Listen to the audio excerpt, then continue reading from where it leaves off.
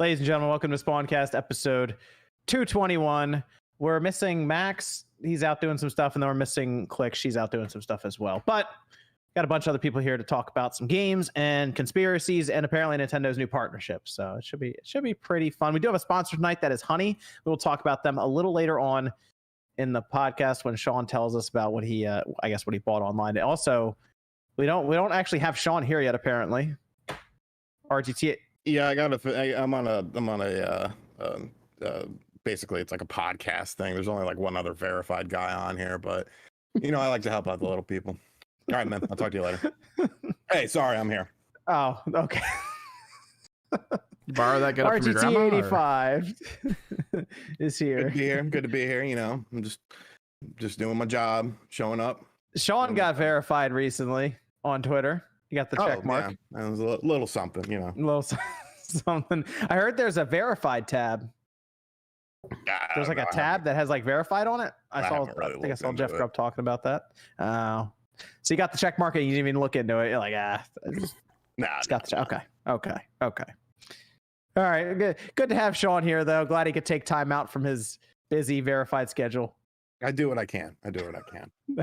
Then we have OJ. OJ, what's going on? What's up? Players? How's everybody here? Good to have OJ here. Then we have the other verified one on the podcast. That'd be MVG. How's it going, MVG? What's going on? Yes, I am also verified, and I didn't make a big deal about it like Sean did, but it's great to be here. Thanks for having me on. You've been verified for a little longer, though. You deserve it. Like, you actually I don't know about that, but I appreciate the compliment. But they're fighting the good fight on Twitter. It was good. Then we got Jordan. Jordan, how's it going over there? Good, glad to be here. Blowing up on the channel over there. Good to see it. Awesome. Then we have, I think, Nate the Hate. It's Nate. Yes, I am. Nate's here. All right, good. I am here watching. I take a guess every time. Well, as long as my icon's there, then I should have some presence around the microphone. Okay, good. Well, yeah, I mean, you've disappeared for hours at a time, so I had to accept at least the call, so I had to have some presence. That's true. Okay, and then we have Evan. Monitor chat hanging out. Good to have Evan here. So we do have a bunch of things to go over. Like I said, we did get Carrie Daly with a $100 donation there, but no message. Carrie, that's very generous. Appreciate it. But if you missed the message or anything, if you type it in the chat, any question or anything you had for us to go along with that, I'm sure Evan can spot it. But big shout out to Carrie. We'll get the super chats after we go over some of the games and stuff that we were playing. But I know the big one this week for a lot of people who are really following was Mario Golf, because it's been a while since we've had a console Mario Golf that was on the GameCube. Otherwise, it was kind of pushed to the handheld with the 3DS and all of this. So did anyone get a chance to get Mario Golf? Yeah, I played quite a bit of it. Okay, I played some of it. I picked it up literally today along with Scarlet Nexus, and I didn't get a chance to install Scarlet Nexus yet. So I will get to that this week coming up. But I played a bit of Mario Golf. Nate, you played some of it too, didn't you? Yes. And then Sean, yours is coming someday. No, it actually came in today. So some. You've been playing this. Okay, cool. What do we think about Mario Golf so far? Oh, is that Balin? No. It's all right. Mario Golf's all right? It kind of has a problem, though. And I know you alluded to it before the show, because I was actually thinking about doing a video on this tomorrow. It feels a little half-baked. Feels like, the oven was turned on. We put the game in the oven, but there was about 10 minutes left to cook it, and we took it out of the oven. So, it's not everything is there. And it seems to be something that Nintendo has done with other games recently or somewhat recently. The original Splatoon was definitely like that. Mario Tennis Aces was definitely like that. Sort of like a roadmap of content that's free. So, that's cool, but just the day one experience isn't really there. Yeah, it has 6 courses, right? If I'm remembering right, it has 6 courses. The 3DS game we just had 16 courses. It's a good golf game. Mechanically, it's very good. It's very good. It just feels I have like one it's thing a with that lacking. though. Do you like the meter that they're using, where they do power and then they do that? Because I like the meter before, where the meter would go left to right, kind of, or go right and then it'd stop and then you go left to try to catch it. I like that more for some reason, because this is like it's filling up twice. I like the idea of it going back and forth. Yeah, this feels like they try to fix a problem that didn't exist. Yeah, I was okay with. I mean, No, this you one's guys- fine you guys- too. You guys don't like the, because I thought it was easier, because like if you want to bend your shot, it's easier to gauge that when the meter is going vertical than it is a horizontal. I just mean like the catching the power and then the control. For some reason, I don't know if it's just because I'm used to that, because that's what we were playing on the GameCube a lot. But the newer one, I don't know. It's kind of, because it fills up twice. It kind of throws me off sometimes at the timing for some reason. I'll probably get used to it because I've only played it for like I think 2 hours now. I don't have the game yet. I will pick it up, but what I really liked about Toadstool Tour on the GameCube was you could use the C stick to track where the ball was going to go. Like, how have they kind of accounted for that in this one, or So- have they not? For tracking, like when you start up and you look out into the distance. Yeah, exactly. You press X, and then it'll kind of give you a bird's eye view, and it shows like basically where the ball will be with like a kind of a circle that's cut out, I guess is the best way to describe it. And it like shows you this range of where like the ball will land if you hit it with a certain club or power or any of that. And then if you get close enough to the hole, it shows like where the flag is on your meter on the right. So you can kind of judge, okay, this is how hard I should hit it. And then there's going to be some roll to it after that. I think for the most part, being able to judge your shot isn't too bad overall. Like I said, the mechanics are pretty good. Like, it's a mechanically sound golf game. It feels like this is probably going to be a much better golf game in terms of content in probably another 12 months. It does make me think of Mario at Tennis Aces a bit. Is the way I'm picturing it. Are they going to support it?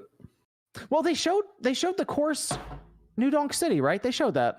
Oh yeah, The they're adding E3 DLC is to it. Yeah. upcoming content for it. Yeah, like they Yeah. showed that, and I was like, that looks pretty cool, but I don't know when that's coming out.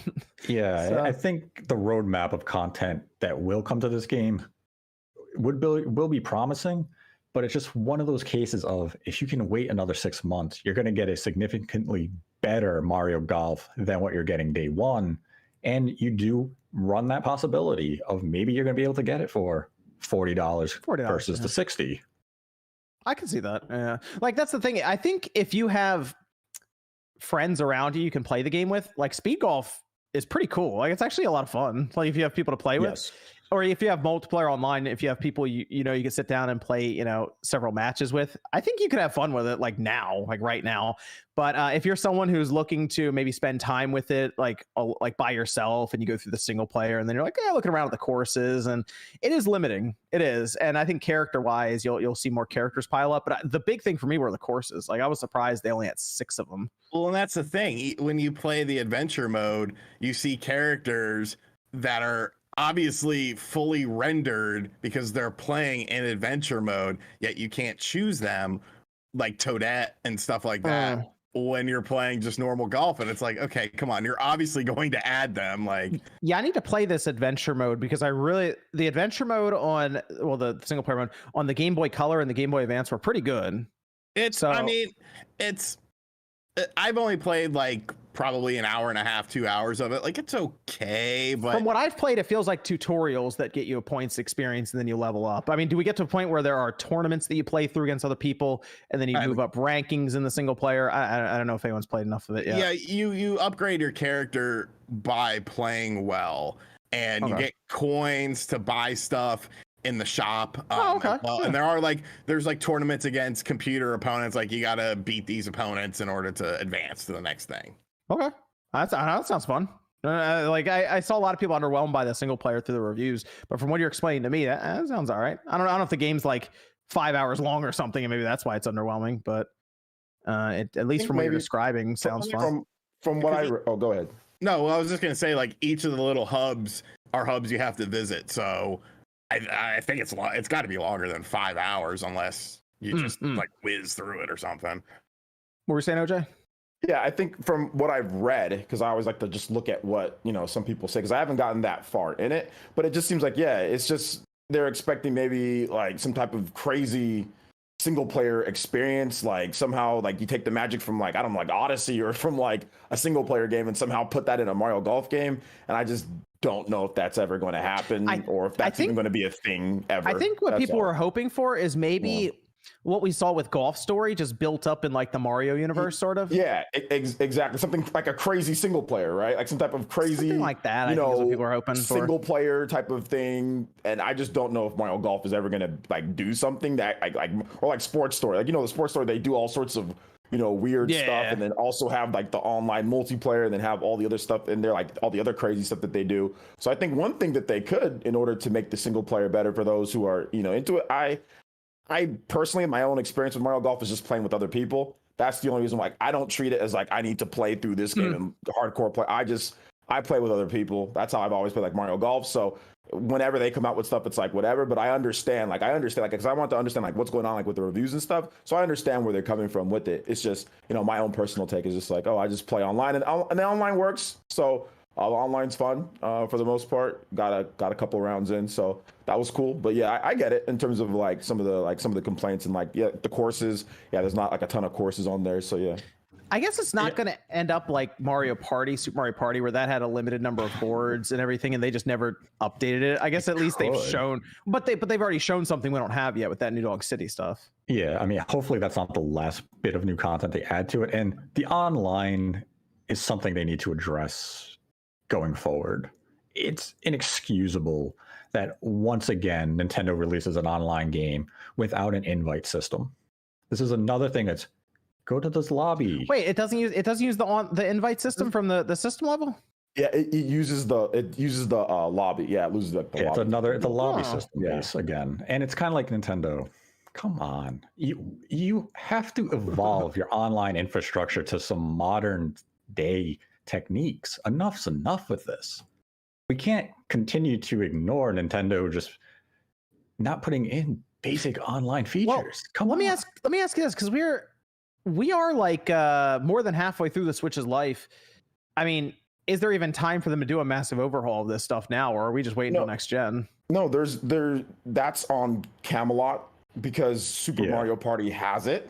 So it's not an infrastructure thing, it's a developer thing, because that should have just been something that they put in because Super Mario Party has it and because other third-party games have it, So that's something that Camelot, I don't know why they didn't put it in, but they should have, because it's there and it came out afterwards. So it definitely should have been in.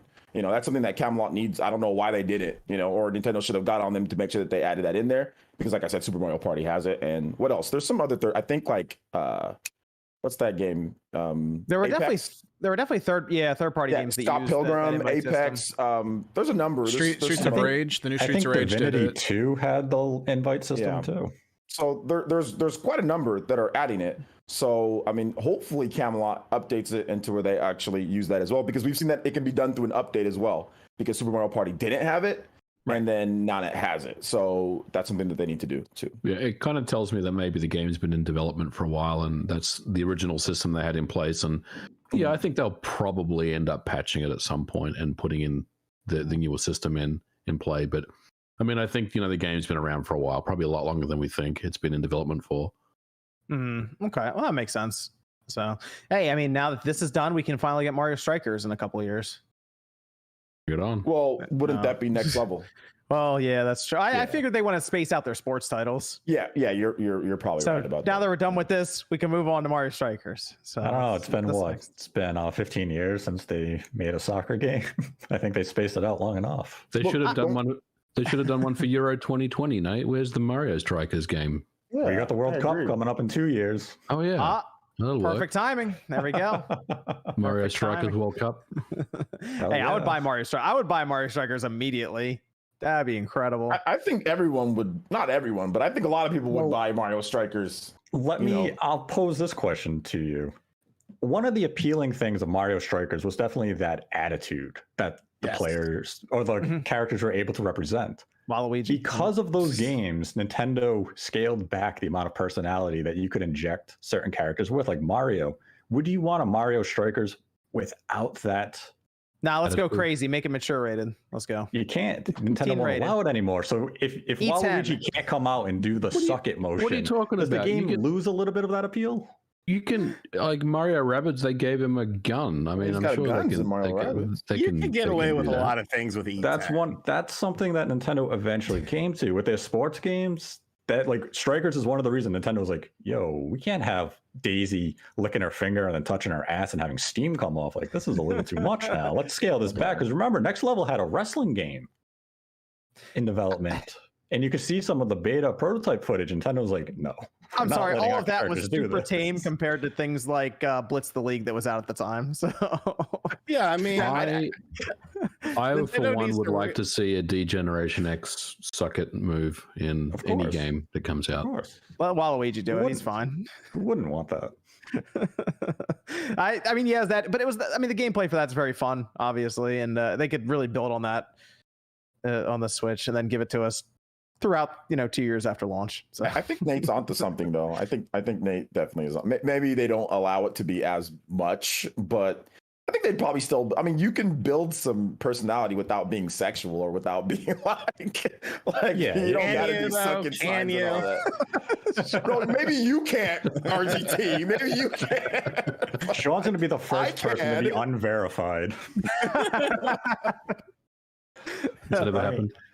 I don't think it has, but I mean, I think you could still make a core great soccer game even without that, that outpouring of personality and edginess that the original games had. But I mean, that did add a bit of charm to those games of just seeing those characters act so out of character. Could we possibly get Mario Tennis, Golf, and then like a soccer game all in one system with the Switch? Yeah, that'd be pretty cool. That'd actually be solid. Be the first time since. Yeah, but would the soccer game be like the other two and lacking content on day one? You got to wait for all. Probably yes. Yeah. If we're going with the trends, then probably yes. But I mean, I don't know. Next level might have some stuff with that. So you never know. Did anybody here like recently play Mario Tennis?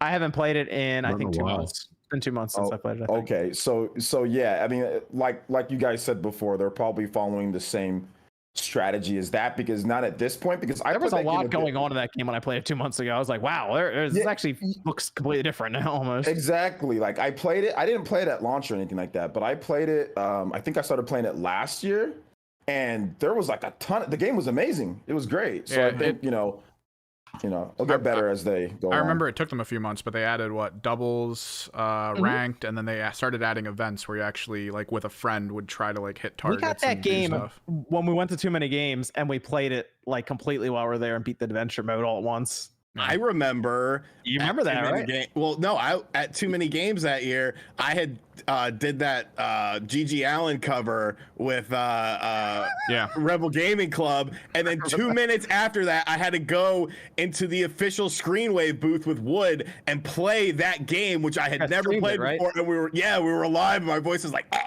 I remember I beat him, and I was like, I've never even played this, and I beat you. Hey, this your Metroid Jordan, weren't you in the booth with us too? I may have popped in because I was doing stuff with that, and then when Alex went in there, I was doing that with him playing the game. Yeah. Hey, this Too Many Games. Metroid Dread will be releasing on Friday. We'll have to go buy like a GameStop or something to find Metroid Dread on that Friday. So that's. I mean, Mario Golf. You got to decide if it's something you'll get a lot of time out with some friends. I think it's definitely a game to pick up if you have some friends you can play with. Definitely, it's a lot of fun. Very, very mechanically sound golf game. We'll just see what they do with it as they go along here over the next 18 months to 2 years. So, Evan, we have any Discord questions over there? In a post-Samus Returns world, is it worth going back and playing Return of Samus? Post-Samus. Yeah, get you a Super Game Boy, throw it in on the Super Nintendo and enjoy it. You can do a lot of cool color palettes with it and stuff. I have a story about that game, but it's not appropriate. Okay. Nice. What's another Discord question, Evan? Which game ends up being the better first-person shooter, Battlefield or Halo Infinite? Oh, that's tough. I don't know. I mean, how do we know now? I mean, from what we've seen on both, I mean, it's really hard to say right now. One's going to have a single player and the other one won't. Yeah, so and it also feels like one's going to be hyper chaos and then the other is going to be more small scale tactical. So it's also kind of what you're looking for. Yeah, I mean, we're going to deal with 128 people in one of them all at once with dynamic weather and tornadoes hitting, So I don't know. I'll have to see when they drop. We still got to figure out when Halo Infinite's coming out, which I guess whenever Call of Duty gets announced, we'll find out when Halo Infinite comes out. So It looks like that's what they're waiting for right now. And yeah, Halo's gonna be free. As people are saying in the chat. So it's tough to kind of grade the value on that when you just download it. So we don't do one more Discord question, Evan. Do you think Microsoft showed too much of their hand too soon with E3? With all the titles announced, they have no gameplay release date or release year. Do you think Microsoft tried to get everyone hyped too soon to put themselves in a dry spell of announcements and releases? What was that? What was the question? Yeah, I zoned out. I think they needed to show it. Oh, I think they needed to show something to really continue to put themselves on the map this generation over, showing too little and being like you didn't show anything. And I think they showed enough of a lot of stuff we didn't know about, and the stuff we do know about that we haven't seen much of, they purposely did not show. And I think we'll start seeing more stuff like Fable, Perfect Dark, Hellblade. We're going to start seeing those throughout the next year or two. And those are the big ones. And I think it was getting through a lot of these smaller titles or more interesting titles, and just announcing that there is a lot of stuff. I don't think they played their entire hand at all. This is a company that's buying every other company to make a bunch of games. So I think they have a long list of games they haven't shown yet. Yeah, especially there could also be some surprises, like Avowed could end up being pretty good for all we know. So a lot of stuff there. Did we play any other games? Did you guys play any other games this week outside of Mario Golf? Did you guys see that demo for Neo, The World Ends With You?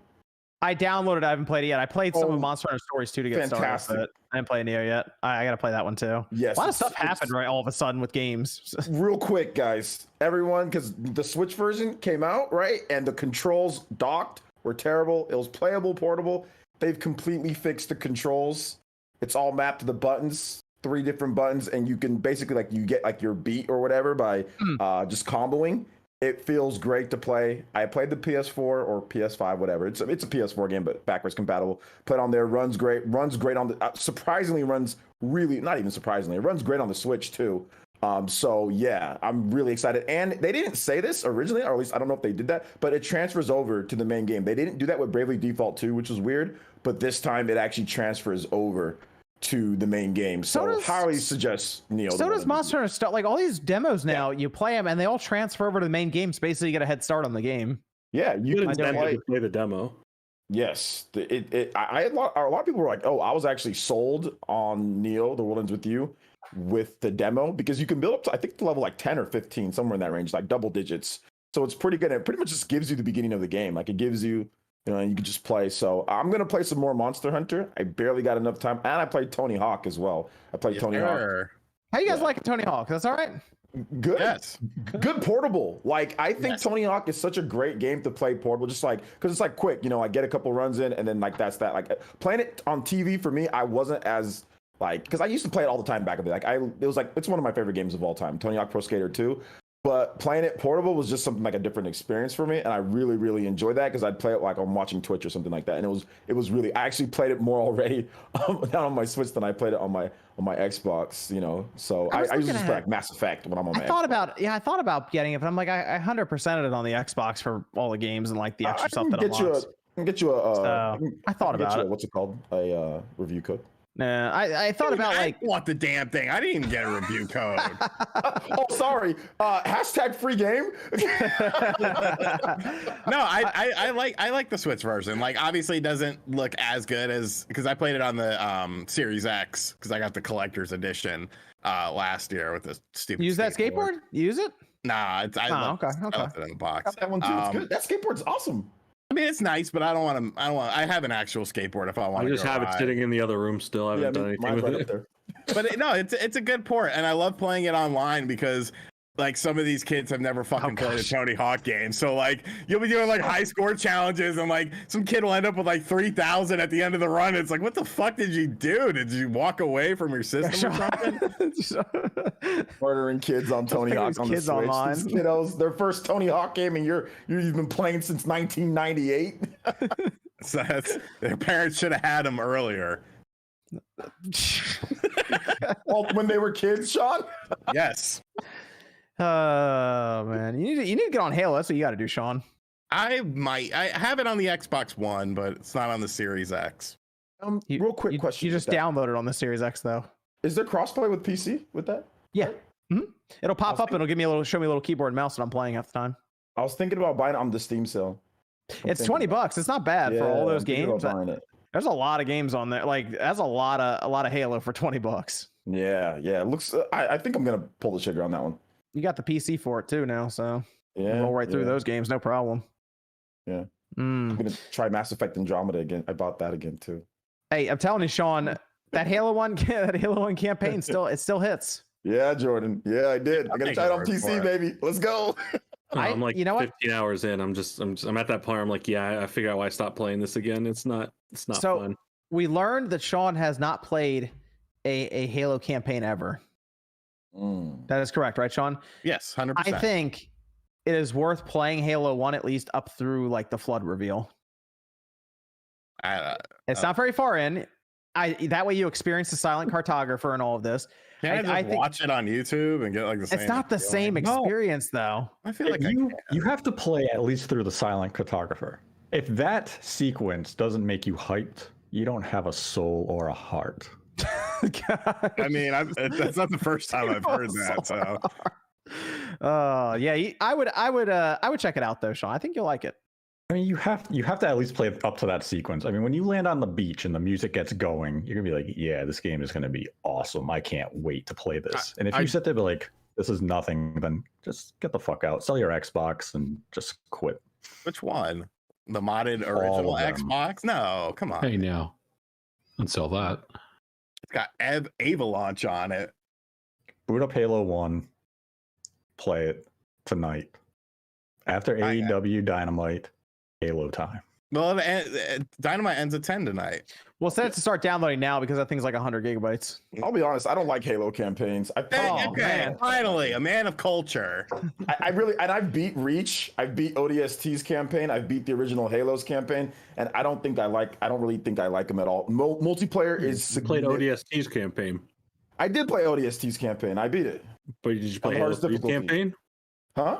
Did you play Halo 1 through 3 at all's campaign? Yeah. Okay. Yeah. I played Halo. I didn't beat Halo 3's campaign, but I played all of them because I was doing the LAN parties back in the day with Halo. I love the franchise. Just the multiplayer just seems so much better than like the single player. Like if they added like, because I'm a nerd, you know, I like RPGs and stuff. So maybe if they added some like other elements to it, that would make it a little bit. I feel like that's probably what they're going to do in Halo Infinite, and that's something they haven't talked about yet. Because they showed on the map, they showed side missions and stuff you can do, and at one point they showed something that almost looked like stat points, but we weren't sure. So I think Halo Infinite single player is going to have some kind of character progression in it. I hope so, because there's like no character progression, but also somewhat long. It's not super long campaign, but zero character progression, zero weapon upgrades. It's the same issue that I kind of have with Uncharted. You know, when it comes to campaigns, where it's like I like stuff like Resident Evil, like the campaigns like in Resident Evil, because like at least there's something, you know, that kind of like, you know, that upgrade or do whatever. So hopefully. Let me go over to some of the super chats here. Mr. Job says, just saying hi. Oh, by the way, I simp for Nate. You go, Nate.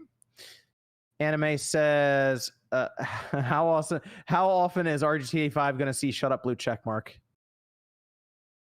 Well, I'll tell you, the check mark's white on mine because I have dark mode on my Twitter. So yes, I don't see same. So, Chris says, with great friend and guest of the Spawncast, Jake Randall, being in the hospital recently, prayers and air guns up to a speedy recovery. Absolutely. Yeah, for sure. That poor dude. Jake, man. He's a trooper. He's feeling better. He said he's gained some weight back, so he's doing good. He'll be all right.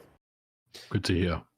T-Joe says, am I the only one who's insanely hyped for the new Trails games? Some of them have no dub and the wait time is longer than I'd like, but the fact that Nice America brought on the fan group is really awesome. Yeah, I covered that a bit. I got a video talking about it again tomorrow. It's pretty cool. 4 games over the course of the next couple years. Obviously, a lot of localization. They also want to spread it out. But it's good. These are fan favorite games. People have been wanting them for a while, so it's really cool to see Nippon Ichi and Falcom work together. And it shows that Falcom is actually all in on Switch now because people have been wanting them to kind of do more. So it's good that it's PC too. So PC, PlayStation 4, and also Switch for all these different Trails games. So it's great. It's good. It's finally good to see because it's been a while. Liam says, forget Smash reveals. Who next will get verified? Ooh, that's a good question. We'll see. Look, I mean, if they verify me, they should verify anyone. Like, I don't even know how to apply. I haven't even applied or anything. You go under settings. Next.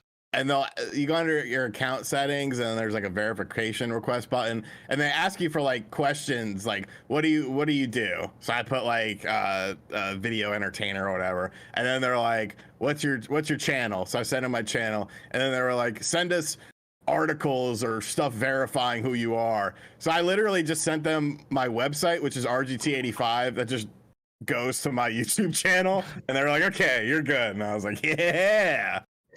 If I don't feel lazy, I'll do it. Mark says no Genshin Impact at E3 for Switch, let alone Xbox. Did Sony pay for console exclusivity? I don't believe weaker hardware because the specs were known.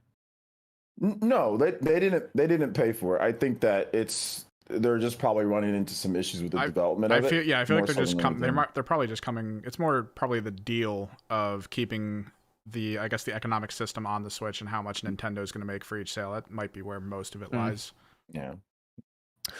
Armado says, I have the old VCR Xbox. Apparently the power button is really sensitive because my cat keeps turning it on with her tail. Does this mean it's time to upgrade so the Xbox can remain off as God intended? And then we have Chris. No message. Thanks, Chris. Smoke says, what's one reason you'd recommend a VCS over an Xbox Series S? The Atari VCS? I think that's what he means. I wouldn't I mean, you know what? It runs Windows. Like full Windows. There you go. I guess that you could technically use it as an office machine as well. that Xbox Series S can't do that. Can run Excel. Sure. That's its best exclusive.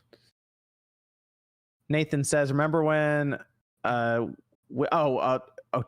is this, Nate? Otto Vino and Whitlock dominated with the Yankees after they gave up both the Sox for nothing, making it 4-0 Sox in the season series. What? Yeah, Adam Ottavino is a relief pitcher for the Yankees. They sent him to the Red Sox because Cashman thought he was basically washed up and finished. And it looks like a pretty bad move now. Good job, Brian Cashman. And it says everyone makes a fuss about Returnal being 1080p, but no one mentions Spawncast being 1080p. A fair point. We're not running on next-gen hardware. Are we powered by a PlayStation 5? We're powered by Discord. By Discord, yeah. Discord, yeah. Okay. Discord and a shaky OBS. Symphonic Balance says, will Bayonetta 3 join the exclusive club that Portal 3, Half-Life 3, Mother 3, and Mega Man Legends 3 make up?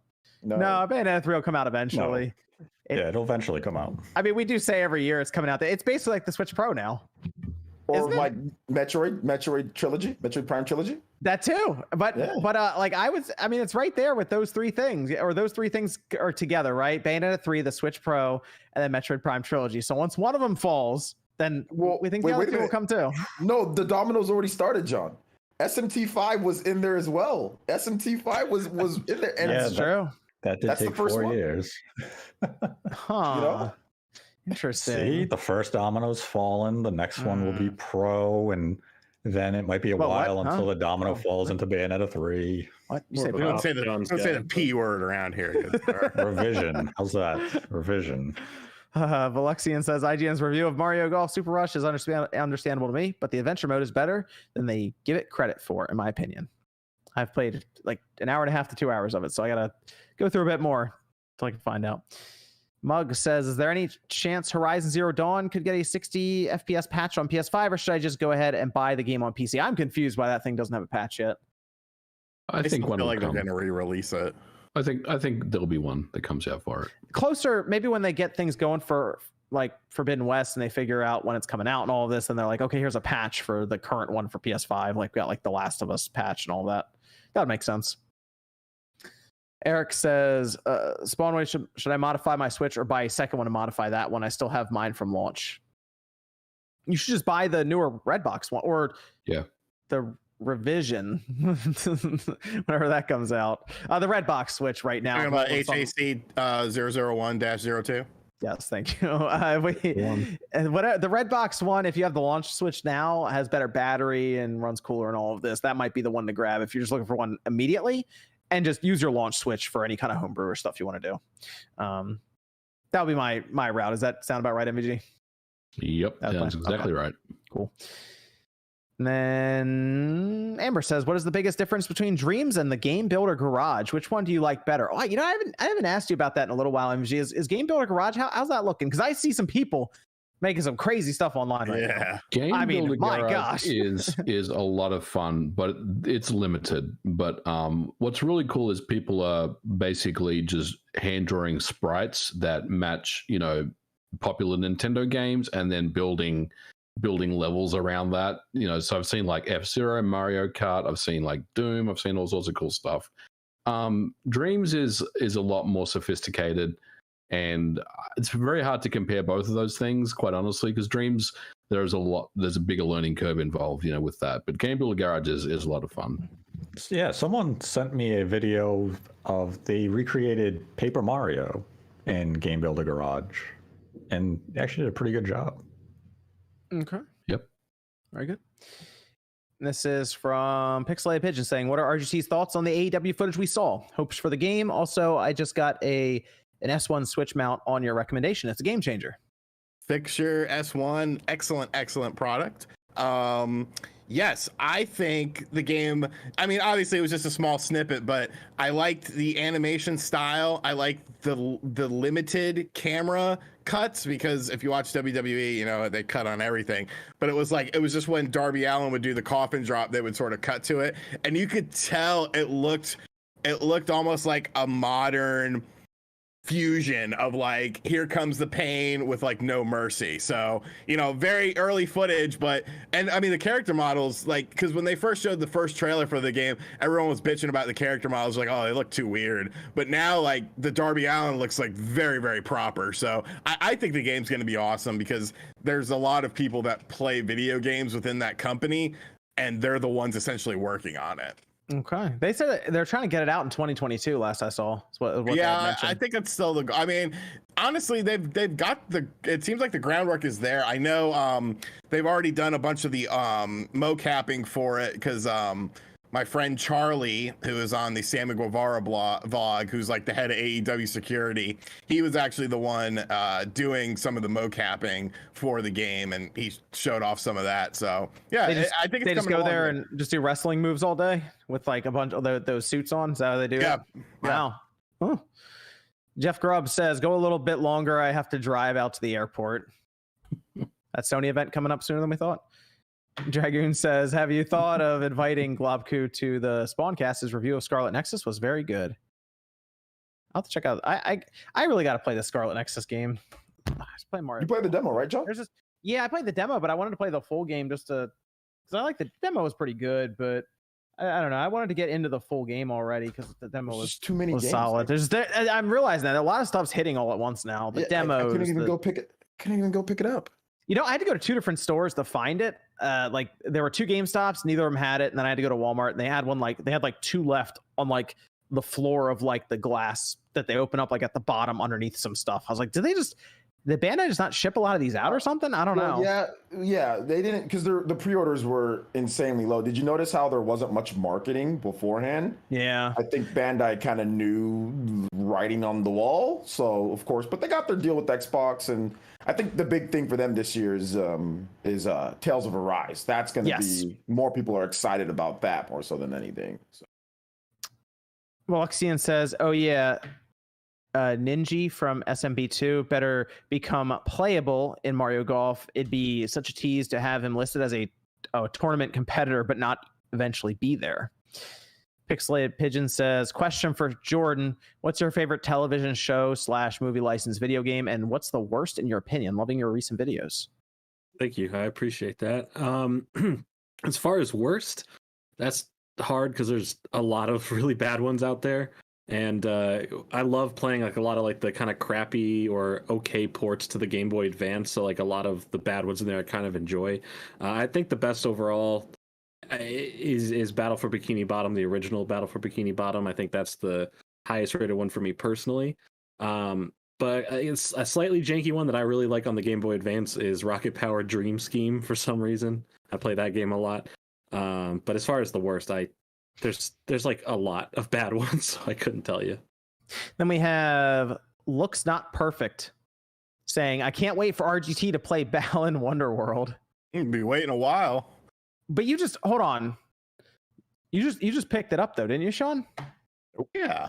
You did that. On when'd you pick it up? $20 during Amazon Prime Day sale. But I mean, it's just gonna stay sealed. I'm never gonna open this. Why'd you buy it? Why not? No, what do you mean why not? You didn't buy it beforehand. Why'd you buy it?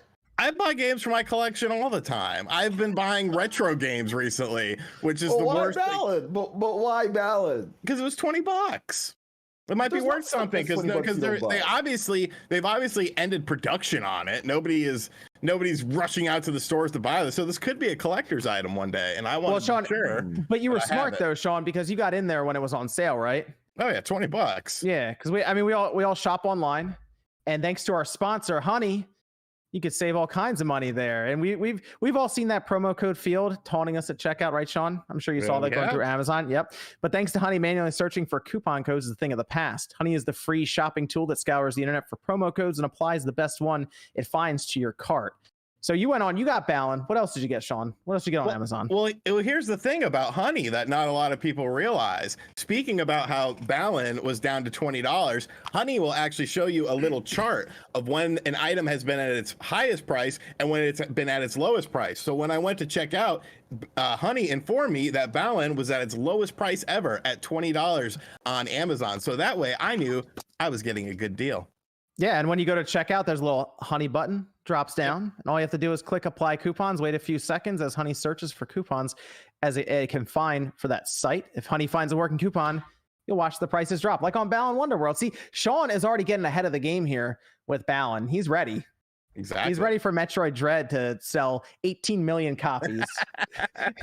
Then he has to play through the game like 6 times. And if you don't already have Honey, you could be straight up missing out on free savings. It's literally free and installs in a few seconds. And by getting it, you'll be doing yourself a solid and supporting this podcast. Get Honey for free at joinhoney.com/spawncast. I'd never recommend something I don't use, or Sean, who seems to use it every day as he always posts up all the stuff he's picking up. That's joinhoney.com/spawncast. Thanks again for Honey sponsoring today's podcast. All right, let's move over to Blue Box Conspiracy. We like conspiracies here, don't we? Mm-hmm. There's a lot of excitement for Blue Box Conspiracy right now. I see it. So we didn't talk about this before because it seemed ridiculous. However, this thing snowballed quickly. Like I have no idea how it got to this point, but it went completely out of left field on this one. Nate, what happened here? It's very simple. Jeff Keighley fed into it and was like, I'm getting DMs. What is this? And then he made a short little Twitter video clip, which then led to Jason Schreier going to Twitter saying, I'm going to put my tinfoil hat on and I think this is Kojima. And that basically caused the snowball to become an avalanche. And everyone bought into the idea that Hideo Kojima was once again creating a fake development studio to secretly announce a brand new project. And many had assigned it to Silent Hill. Did a cannon just go off? What was that? I don't know, but the fact that I'm talking about Kojima and all of a sudden I was going to say, wait a minute. In the area, this is concerning. Look Every what week you've done. always You've made me something going speak on. on the marketing deal. Yeah, Nate, there is always something happening like in your area. Yeah. Are there pirate ships battling outside your house right now? What's going? I don't know. I think it might be two of the Tinder girls out there. Are they trying to get in? What's going on here? The hot tub girls? if there's one more, I'm going to be concerned. All right. So at this point, people think this abandoned game, which had a trailer months ago, randomly promoted by Sony in a blog post, even is Kojima secretly. Yes. And that's what people just leapt to the wildest conclusion possible instead of going with Occam's razor of maybe Sony was just looking to advertise a potentially intriguing indie game that promises to be exclusive to the PlayStation 5 platform. But do you think it's weird that they kind of explained what was going on, right? Like they went over a whole thing and people still just don't believe it because they went over like, hey, we had this failed Kickstarter, right? Like they weren't able to get, this was in that Bloomberg article that was posted this week. They weren't able to get funding of like $12,000 something through Kickstarter, and then Sony showed up for some reason and was like, "Hey, we'll work with you." I don't know if they've ever outright confirmed Sony as much as Sony made contact and they have a private investor. But Sony reached out to them. Yeah, and it could have just been, hey, what do you guys have? We might be curious to have, give you some advertising or let you go to the PlayStation blog so you can, market your product. It doesn't, a lot of people are saying Sony is funding this project when there is no direct confirmation of that happening. Right. So that's the problem. It seemed the whole thing just still seems weird because in the Bloomberg article, they mentioned that there were 10 employees, I think is what they said. Yeah, and they're all remote. But they couldn't talk to any of them? Yeah, it's a scattering of people that Hassan has made, I guess, working relationships with. And everyone works remotely on various aspects. And I mean, as you mentioned, I would say they've been quite transparent. They came out and said, we're not Kojima, we're not Konami, we're not making Silent Hill. And people still continue to push that narrative. And it simply is a case of, here was an indie developer who saw an opportunity, went with a somewhat risky marketing approach, and it just snowballed on them way beyond any scope that they could have imagined. And all of a sudden you have Bloomberg covering it. It's the talk of the industry for a couple of weeks. And now you have to come out and release a video and say, hey, this isn't what you think. And it was a gamble that could have paid off big, but ultimately this is probably going to fail. It's going to backfire probably in a really big way. And hopefully people don't lead to harassing Hassan or anyone at this game studio over a conspiracy theory that they themselves put forward. They tweeted out. Go ahead, Sean. I was just going to say, to be fair, like watching the videos from Hassan are like so sad. Like it's like he looks so defeated and just like depressed. It's like, Jesus Christ. Like, but I mean, to be fair, they did sort of feed into it some with the game starts with S and ends with L. What could it be? It's like, okay. Like, yeah, I mean, suck my balls. Like, is that the name of the game? Like, what are you doing here? That's the best thing you could have came up. You could have said seal. Could have said seal. I think in the reply to their tweet, I put "suck my ball 64." Verified, everyone. He's verified. He's verified. I'm verified after this podcast, bro. Oh man, watch it. It's just a strange situation because you're right, Nate. They are being like transparent, but it's this mystique of Kojima where everyone's like, nah, Kojima's telling them to say that because you know what this reminds me exactly of was Death Stranding, because Kojima kept showing us Death Stranding completely. It was the game, and everyone was like, nah, it's not the game. We all expected that Kojima twist where it was like, this is really just the first hour, and it's going to become this crazy thriller, military, weird ass game. And it never happened. It was the game he showed the whole time. It is. That's the mystique of Kojima, is that you always think he's up to something greater than he truly is. And the thing with like Moby Dick back with Metal Gear Solid 5 is you can only do that trick once. That's what I was If you try it again, everyone's going to catch on. And that's where it never made sense. And if you really, did a deep dive into the background of this company, you find the failed Kickstarter. You find failed projects. You can find one of their releases currently on Steam. And people are like, yeah, but it's Kojima. Like, he didn't plan a 7-year fake trail for this moment. He's a genius, but he's not that much of a genius. But if I was going to do it twice, a long-term ploy. If I was going to pull this thing off twice, what I would have to do is throw everyone off by hiring several actors, or at least one actor, to talk to the camera and claim that they were the head of the studio, and then throw everyone off by saying the app is delayed and all these different things, so that at the end, it's Kojima. Yeah, I mean, it's just a carnival of crazy. Yes, it is. But now we're to the point where, dude, there's entire Reddit threads. I think on recent era they had like almost 1 million views on this thing, and it got out of control. The whole thing went way out there. It did. It got way out there. And if people at the beginning were paying attention, it was very clear from day one. You had a Twitter user, I forget the name, they came out, they said, I checked this. I went into the Dutch Chamber of Commerce. where you cannot have forged documents. They have to verify the individual, and they said Hassan is a real person. They started this company in 2014. They have the legal documents to verify this, and people are like, nah. Hold on, when did PT come down?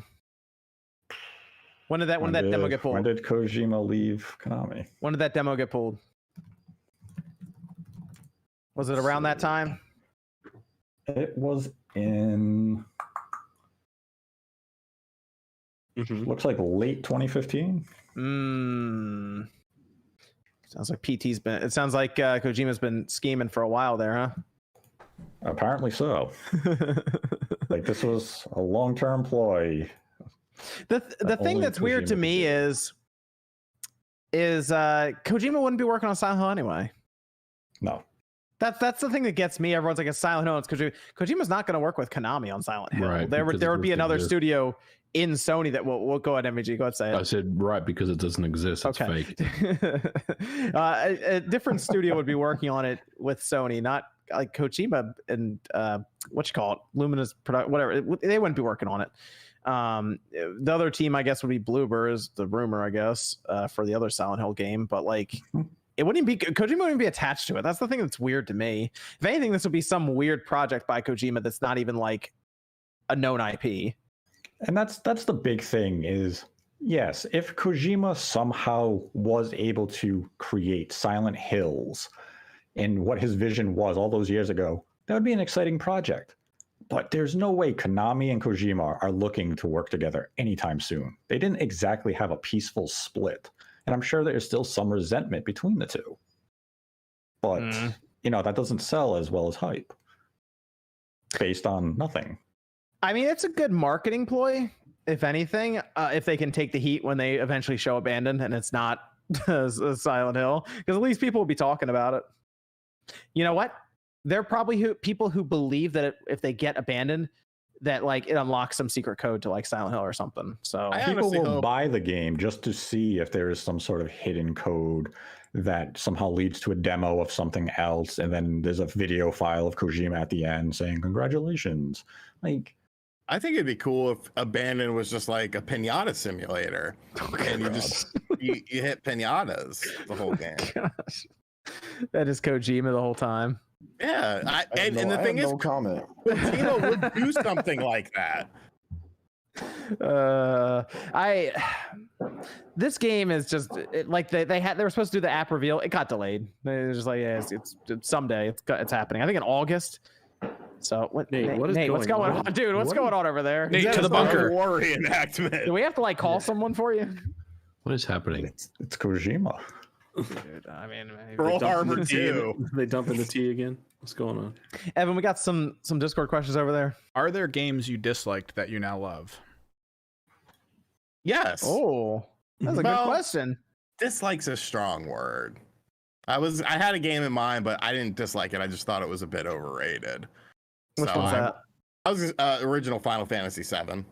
I'm gonna say Death Stranding. Ooh. Because I did not like it at first, and then it grew on me, and I was like, all right, this game's better than I thought it was. When I beat it. Then That's you what woke I'm up gonna from go your dream? Then you woke up from the dream? Or Yeah, over the stream. Never mind. My bad. I would say Metal Gear Rising Revengeance. I played the demo and I was like, I don't get it. I don't like it. I don't want to play it. Then the full game came out and I played it and I was like, you know what? This is a really good game. Oh, okay. I would say, was it the controls that threw you off? Because that was when we first I don't got even like, the remember real why I like, didn't like it. slashing mechanic and I all just of this. did not dig the demo, and then for some reason I loved the game.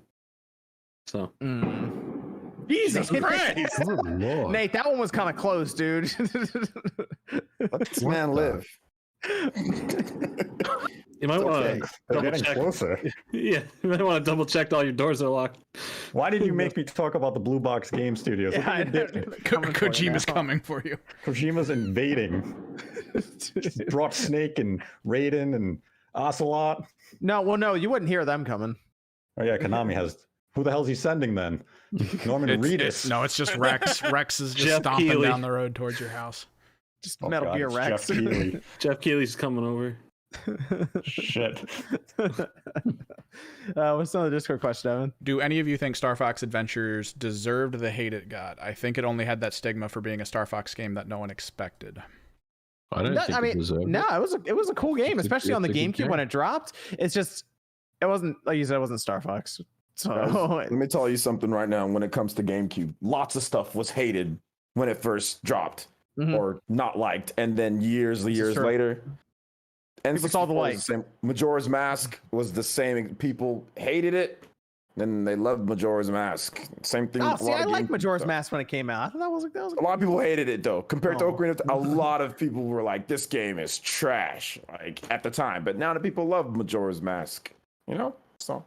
I think Star Fox Adventures did some really cool things on the GameCube. Even now, it still looks good. Like I actually was playing it on my GameCube, and you put it through progressive on like HDMI out. It runs 60 frames per second too. Yep, runs at 60. It's got that fur effect, that fur shader. Great game.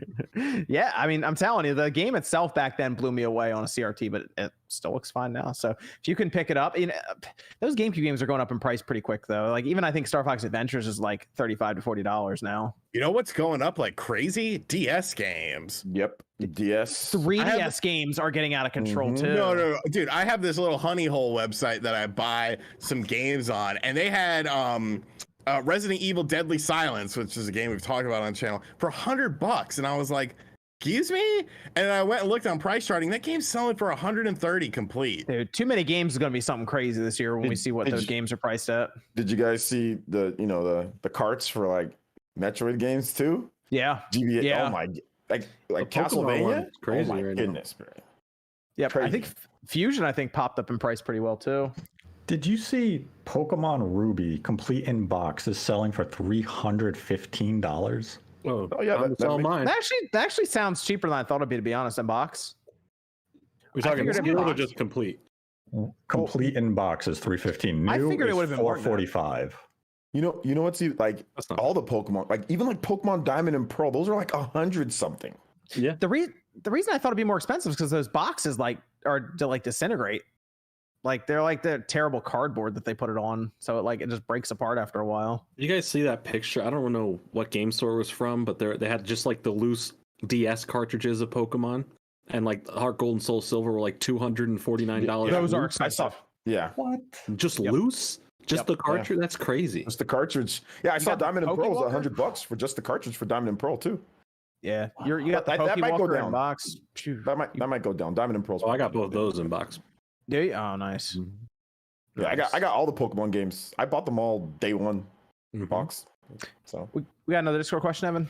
Last one. Do you think with collector's editions, like with Metroid Dread and Shin Megami Tensei 5, do you think them being bought up immediately is related more to the scalping that's going on recently, or an increase in consumer demand due to the fact that before this, special editions were always like things that collected dust on shelves?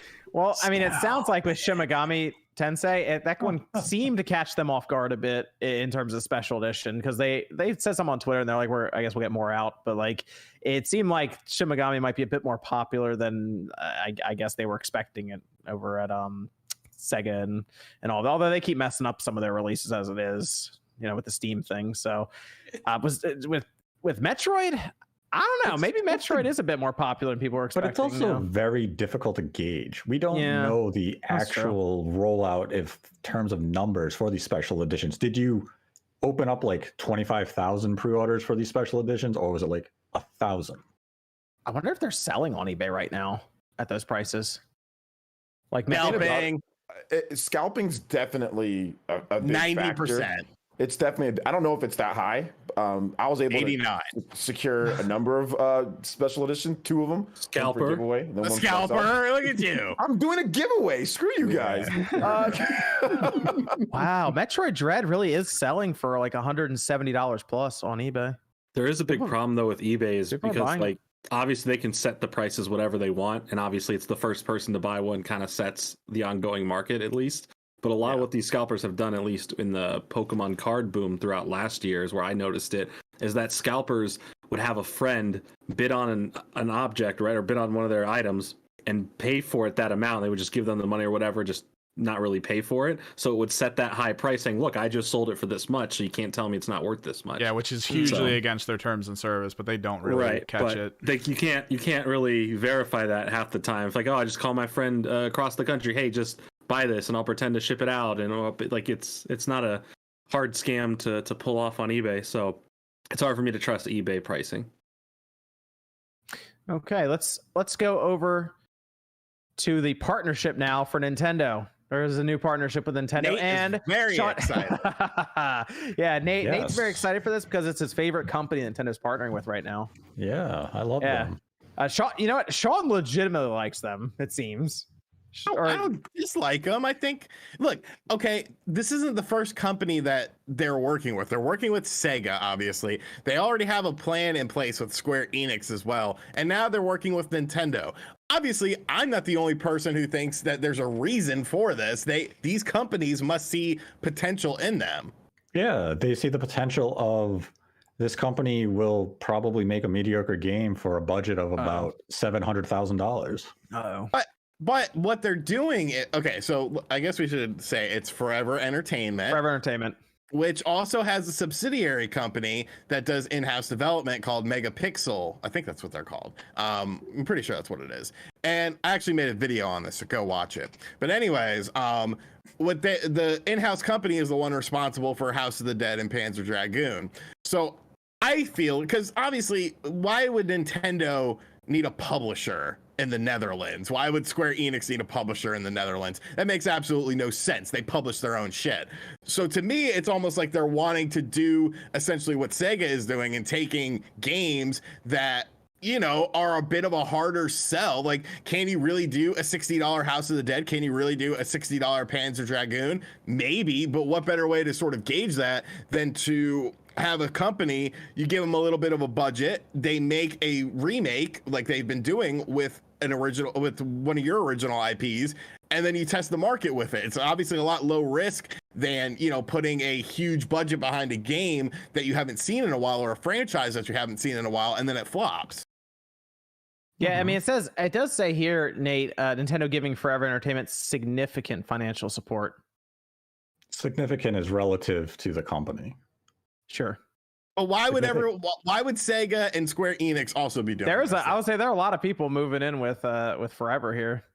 They must have some type of, I don't know, maybe MVG can talk about this a bit more, proprietary technology that can allow them to do something more efficiently than other people, to where they can get these contracts from all these people. Maybe. I mean, it's really hard to speculate what that could be, but if Nintendo's getting in bed with them, they've probably got something that they're interested in utilizing, that they're going to use for multiple titles going forward. So I think, you're probably onto something there, OJ. Okay, let's speculate on what titles Nintendo would even have them work on. Like, what would Nintendo go for Forever? It's almost like somebody made a video about this with 5 plus an extra bonus title at the end. So I will not give away all of my secrets, but I can think of a great game that would be a perfect candidate for. I'll do 2 games. I'll do 2 games for my list. Personal pick, and then an actual realistic pick. Personal pick would be Geist, because Geist is a great game. But even when it released, it wasn't the best looking game. I remember reviews saying, the graphics are kind of mediocre. But Geist is an awesome game at its core with the gameplay mechanics. You throw a new coat of paint on that and throw in online multiplayer, you've got a hit on your hand on the Nintendo Switch, I feel. At least, a better selling than the original GameCube release. And of course, another great title would be F-Zero GX. You have a game that already runs at 60 frames per second. Yes, technically Sega developed it, but also Sega is working with Forever Entertainment. So it's not a big deal for them to get this thing from Sega and then do it themselves. But F-Zero GX, what do you do with that? You make everything look a little bit prettier. You keep the 60 frames per second. You throw in some online gameplay, and then you test the market. You're testing the market to see how popular F-Zero is. We on this panel like to bring up all these classic Nintendo games and act like they're going to sell over 3 million copies in a year, but maybe that's not realistic for a lot of situations. So this is a low budget way to test the market, and I think these are the things that they need to do. And you can find out the other 4 games on my video. Okay, easy enough. So I want to ask Nate a question. So what's the issue with Forever Entertainment? Where's the slander coming from? They're a mid-tier developer at best. They do subpar work. Panzer eventually got good after several patches. It launched in a horrific state.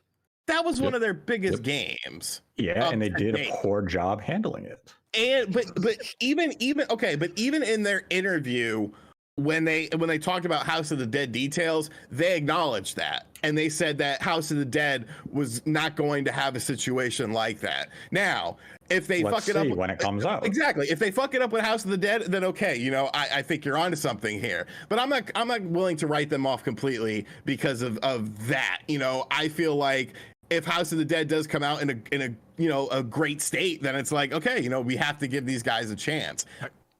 Yeah, I got to go with RGT on this one. He does have a check mark, so it's important. Thank you. See, when I view a company like Forever Entertainment getting a deal from Nintendo, what that says to me is, yeah, you're probably going to get a project similar to Geist. You're getting an IP that NCL doesn't give a damn about. It's something that they're not looking to invest any money in themselves because they don't see any value in it for them to even commit it to one of their in-house development teams. So you're going to get a Geist, maybe because it kind of fits the trend of titles that they are producing, like Panzer or House of the Dead. Maybe you give them Sin and Punishment. They can take the framework of Treasure's masterpiece and give it an HD coat of paint, and they can't really mess it up that bad. But it's going to be a low-tier IP that really hasn't sold all that well on previous consoles. Nintendo no longer sees value in it, and they say, we gave you $1 million of investment to make this project happen. Let's see how you handle it. If you make a treacherous piece of crap, all we lost is $1 million. But it's nothing high-end. It's not going to be a meaningful project.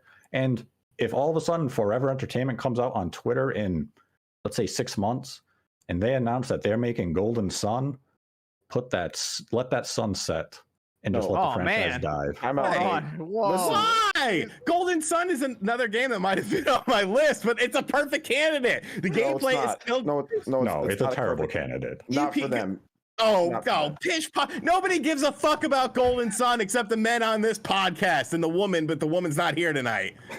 But I don't even think she cares about Golden Sun because she was probably 2 when it came out. Listen. I think that good candidates for them would be simpler. So maybe like a wave race, 1080 snowboarding. These are games that you can adapt. I think that would work well on the Switch. But yeah, I somewhat agree with Nate, but I think that Nate's a little bit too hard on them when it comes down to it overall. But I think Forever, they've got something. Obviously, they've got something because otherwise you wouldn't be, you know, all these companies wouldn't be wanting to go to them. So it's almost like, Nate, you know, you get better at your job, right? Remember when you first started like 20 years ago or whenever you first started doing journalism, when you first started, were you as good as you are now at this point? No, but... See, I'm not Forever Entertainment. They might be fast learners. I'm just saying. Gotta be something. I mean, they've been nobody here's as good. Even we've been doing this for years. Nobody's as good. You get better and better. Even in year 10, year 11, year 12, whatever you go, you get better. MVG, you know this as well. You've been doing stuff for a long. You get better and better each time. So let's just at least give them an opportunity. The only way I can see Forever Entertainment actually producing a quality project with a Nintendo IP is because Nintendo is going to have classic Nintendo oversight. But they're going to look at it and say, no, this is terrible. Go back and fix this. Sega was very hands-off with Panzer Dragoon. And all of a sudden we get this thing that is, oh, the aiming reticule is completely off. Oh, the aiming is wrong. Oh, the only thing good about the game at launch was the soundtrack. Nintendo probably will have oversight on it. Here's the thing, Nate. You are judging Forever Entertainment, the publisher. You're not judging Forever Entertainment, the developer. So if Forever Entertainment is publishing games, and they also published Thief Simulator, which is one of the best on sale games to buy. And they also published 17 Flow ripoffs. That's fine. But what I'm saying is, as a development studio, they've only made 2 games. They've made 2 games. They made Sparkle 4 Tales, which I don't even know what the hell that is, and Panzer Dragoon. And now they have the House of the Dead remake in the works. Is it the sequel to Farkle? Do not talk bad about that. They'll come for you. But yeah, like, I mean, there has to be a reason. It could just be workforce related. Maybe they have a lot of likely. I would say it's likely due to budget. Is Nintendo could look at them and say, hey, we But want why Sin and them? Punishment 64 in HD. How much can you do it for? We can do it for like $200,000. Here That'd you be go. Here's awesome. $500,000. Make it happen. Isn't that what we want? I will say that I'm very concerned about House of the Dead. Like, they got to get those controls figured out. I don't know how they're going to do it, honestly. Like, I've been trying to figure out how they're going to do it. And Did you read the review? no, I mean, not the What review, the review? interview. The interview. go on. Hold on. I think they're going to give. Why don't they just do something like Excite Truck? Yeah. Go ahead and do that. From That's the fine. It's a good Look game. There at you go. Advance. Easy Look at enough. Advance Wars. Way Forward's doing Advance Wars, and Forward's that's not like a multi-gazillion-dollar budget, and it looks people that are excited for it will buy it and pick it up. If it doesn't, But Way sell, it doesn't Forward have has a to sell. reputation of actually quality releases.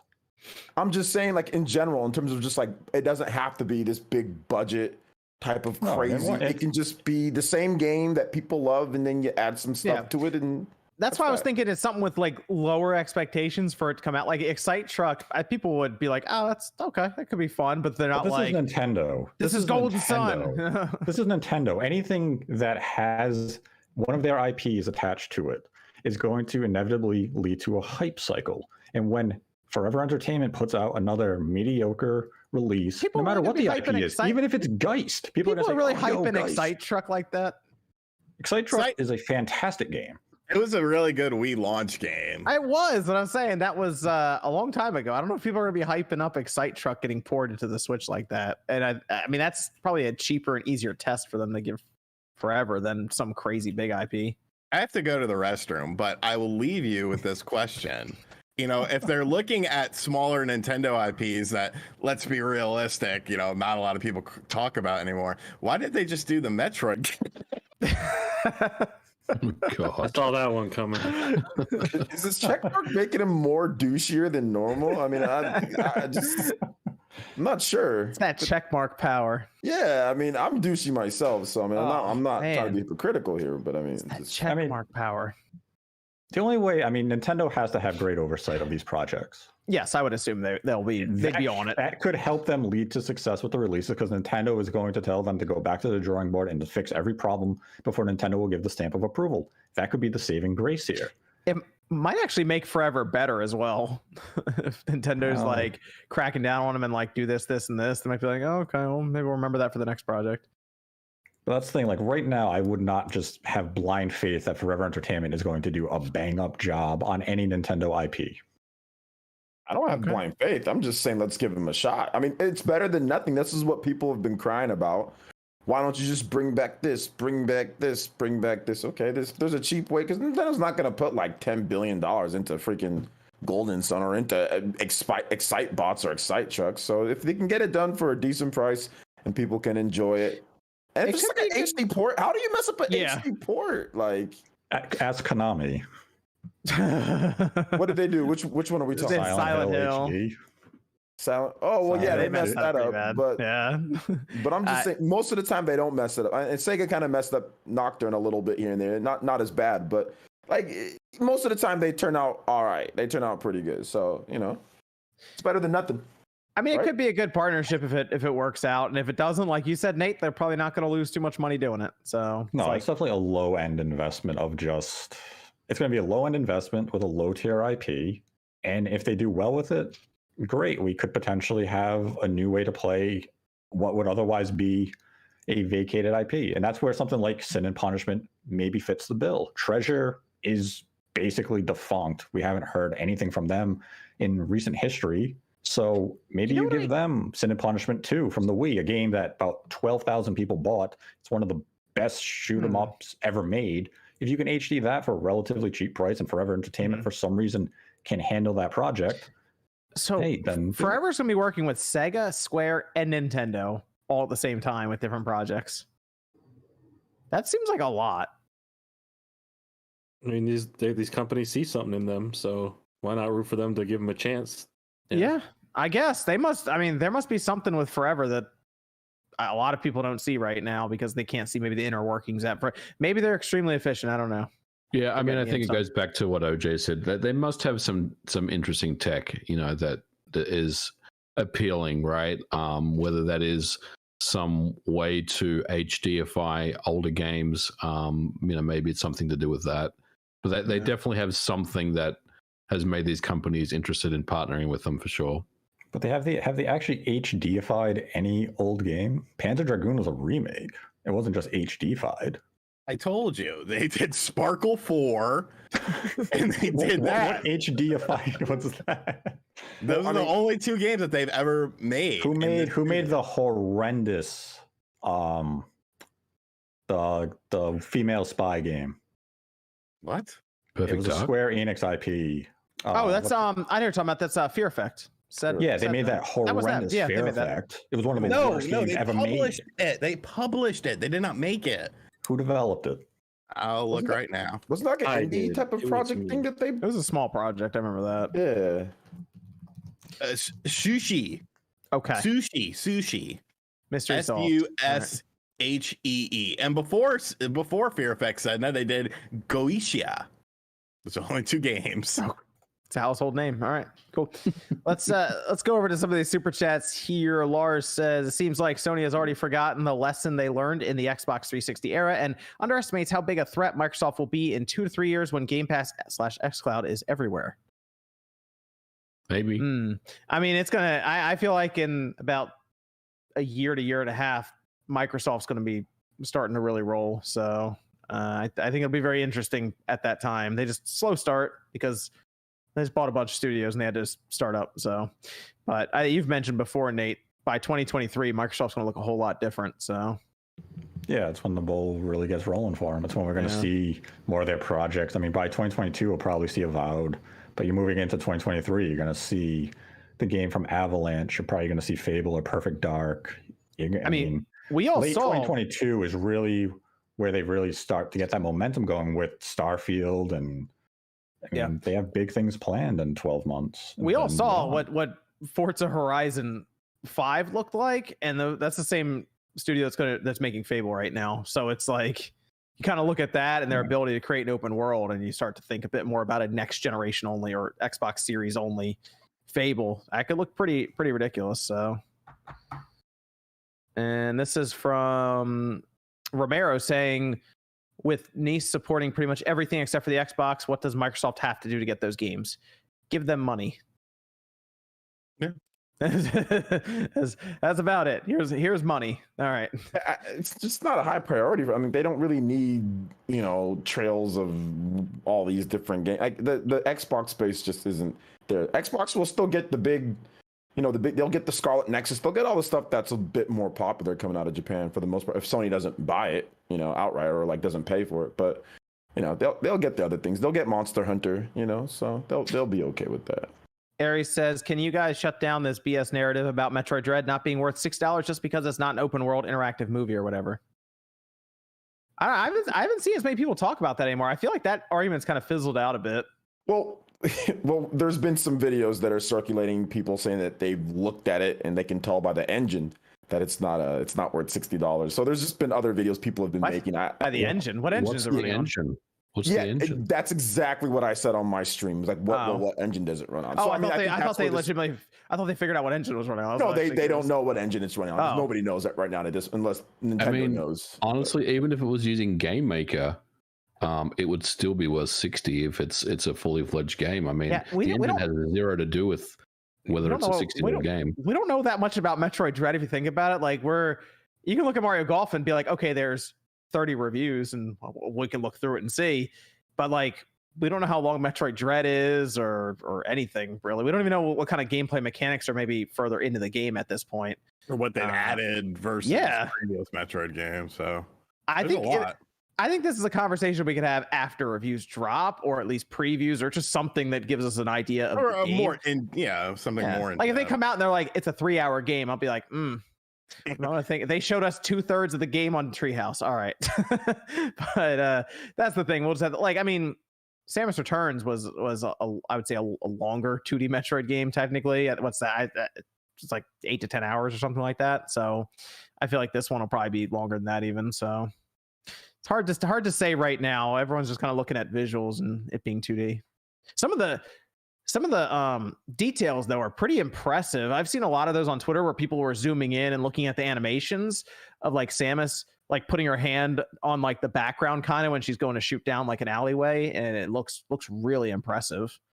So there's a lot of attention to detail there that Mercury Steam has. Mm-hmm.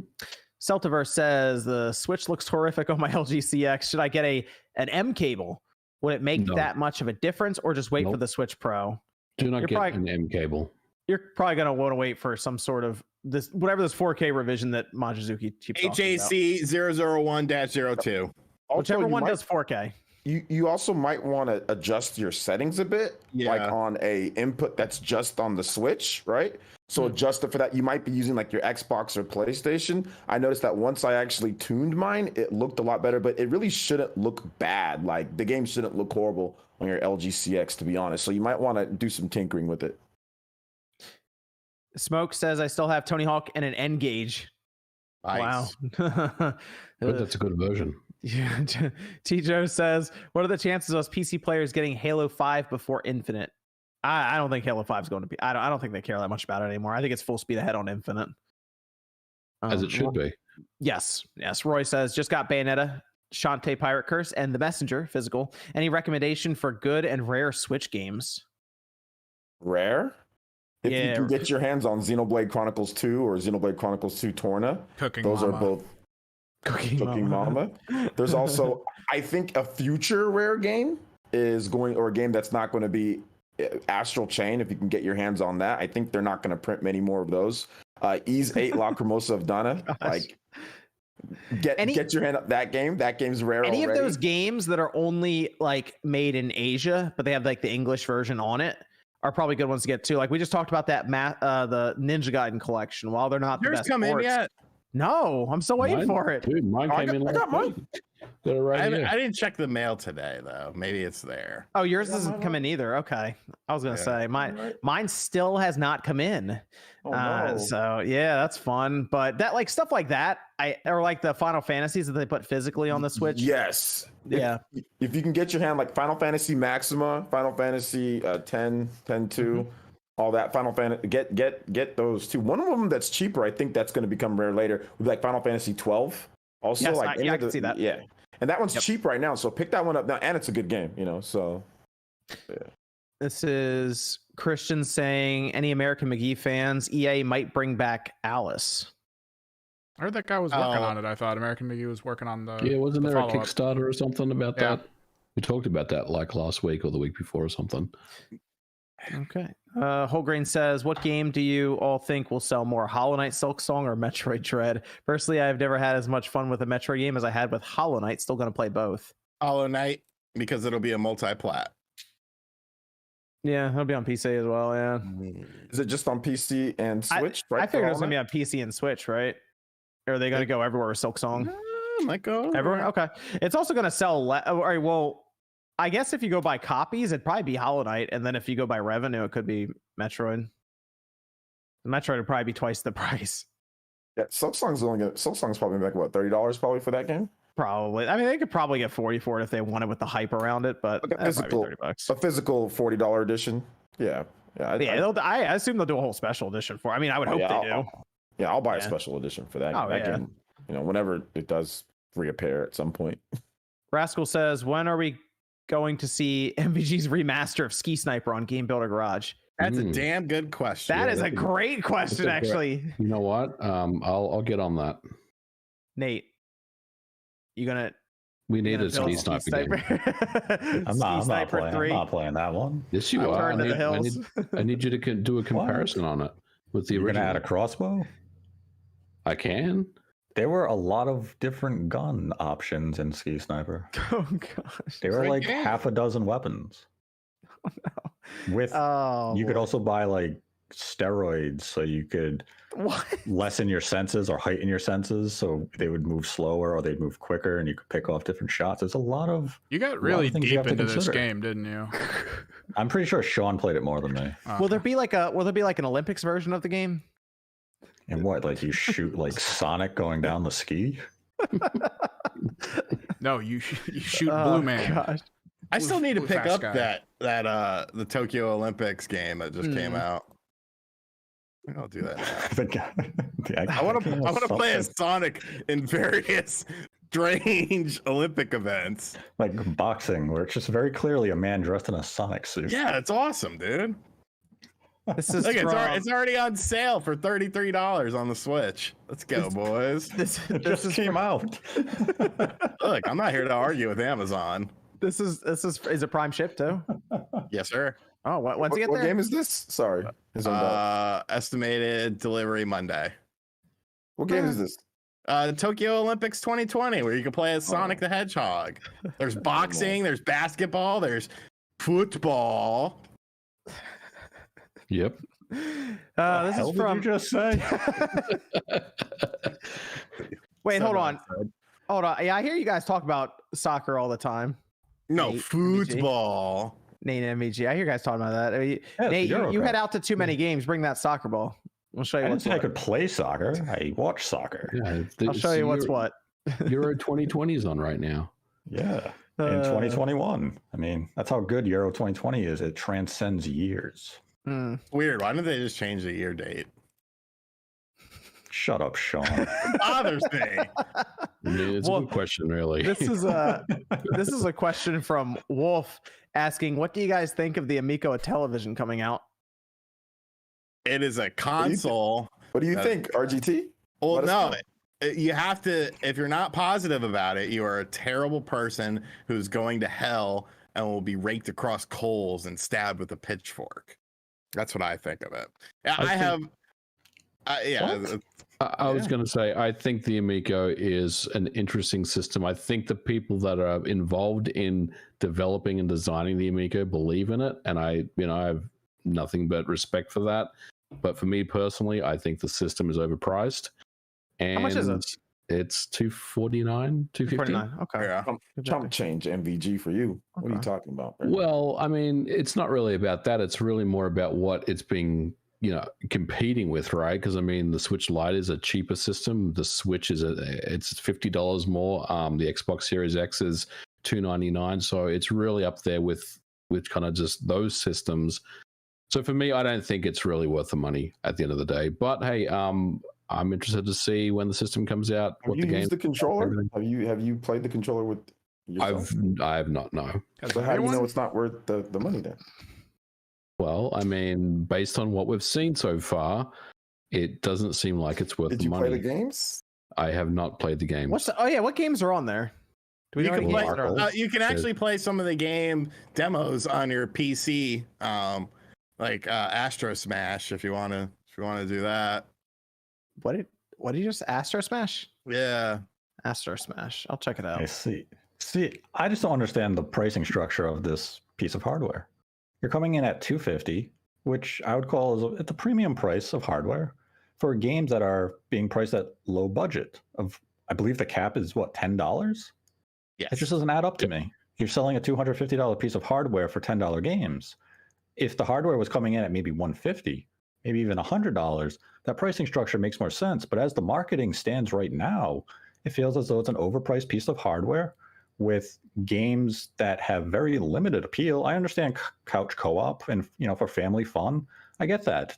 And some of these games do have that type of draw to them. But I think pricing the hardware at such a high of $250 is a high hurdle for them to overcome. The game variety simply isn't there yet, especially when you see titles like Finnegan Fox. Does it have Fox Family and Force Feud? on a Nintendo Switch. You can already play that type of game. Well- And yes, improved visuals and slight changes with the controller. You could Didn't they also it's say there were different less not the same characters game, and new no online content. or something? What? Yeah, there's no online. Yeah, on the they Switch. said no they said the extra online, there's characters no- were taken out as well, right? It was just Yes, the base. so- Yeah. This is just screaming Arkham City Wii U edition to me, where it's like we added an armor set, new game, different content. No, it's not. It's the same content I've played. You just change things very slightly. Yes, given the price is very affordable, but that initial investment for the hardware itself just seems Should a be little too cheaper. much. If It I'm should be being, significantly cheaper. yeah, because to me, How much should it be? 150. It should be 150. something. It should be something that you could go and you see it, because let's be realistic. You could do a lot of marketing for this, but it's not going to get traditional marketing. This is something that I feel would be an impulse buy. And if you go somewhere and you see this and you're like, oh, that looks kind of interesting. Oh, $150 comes with a couple games or something like that. Yeah, that's kind of cool. Maybe we'll pick it up. I think beyond an impulse buy thing, it gets very, very difficult, because $250 is not an impulse buy. And especially when you're comparing it to other systems that are on the market that are competitively priced alongside of that. Yeah, But I would agree. also wonder, as a developer, if you have to price your games at such a low price point, and we know this is going to be very limited in amount of production runs. How are you getting paid? Because already pricing your games at $10 on a base of, let's be real, less than 100,000. What's your motivation to give this platform an exclusive? That's the concerns that I have in the questions. And Tommy Tellerico did tweet me back today and said there's different types of revenue splits and different options for different developers.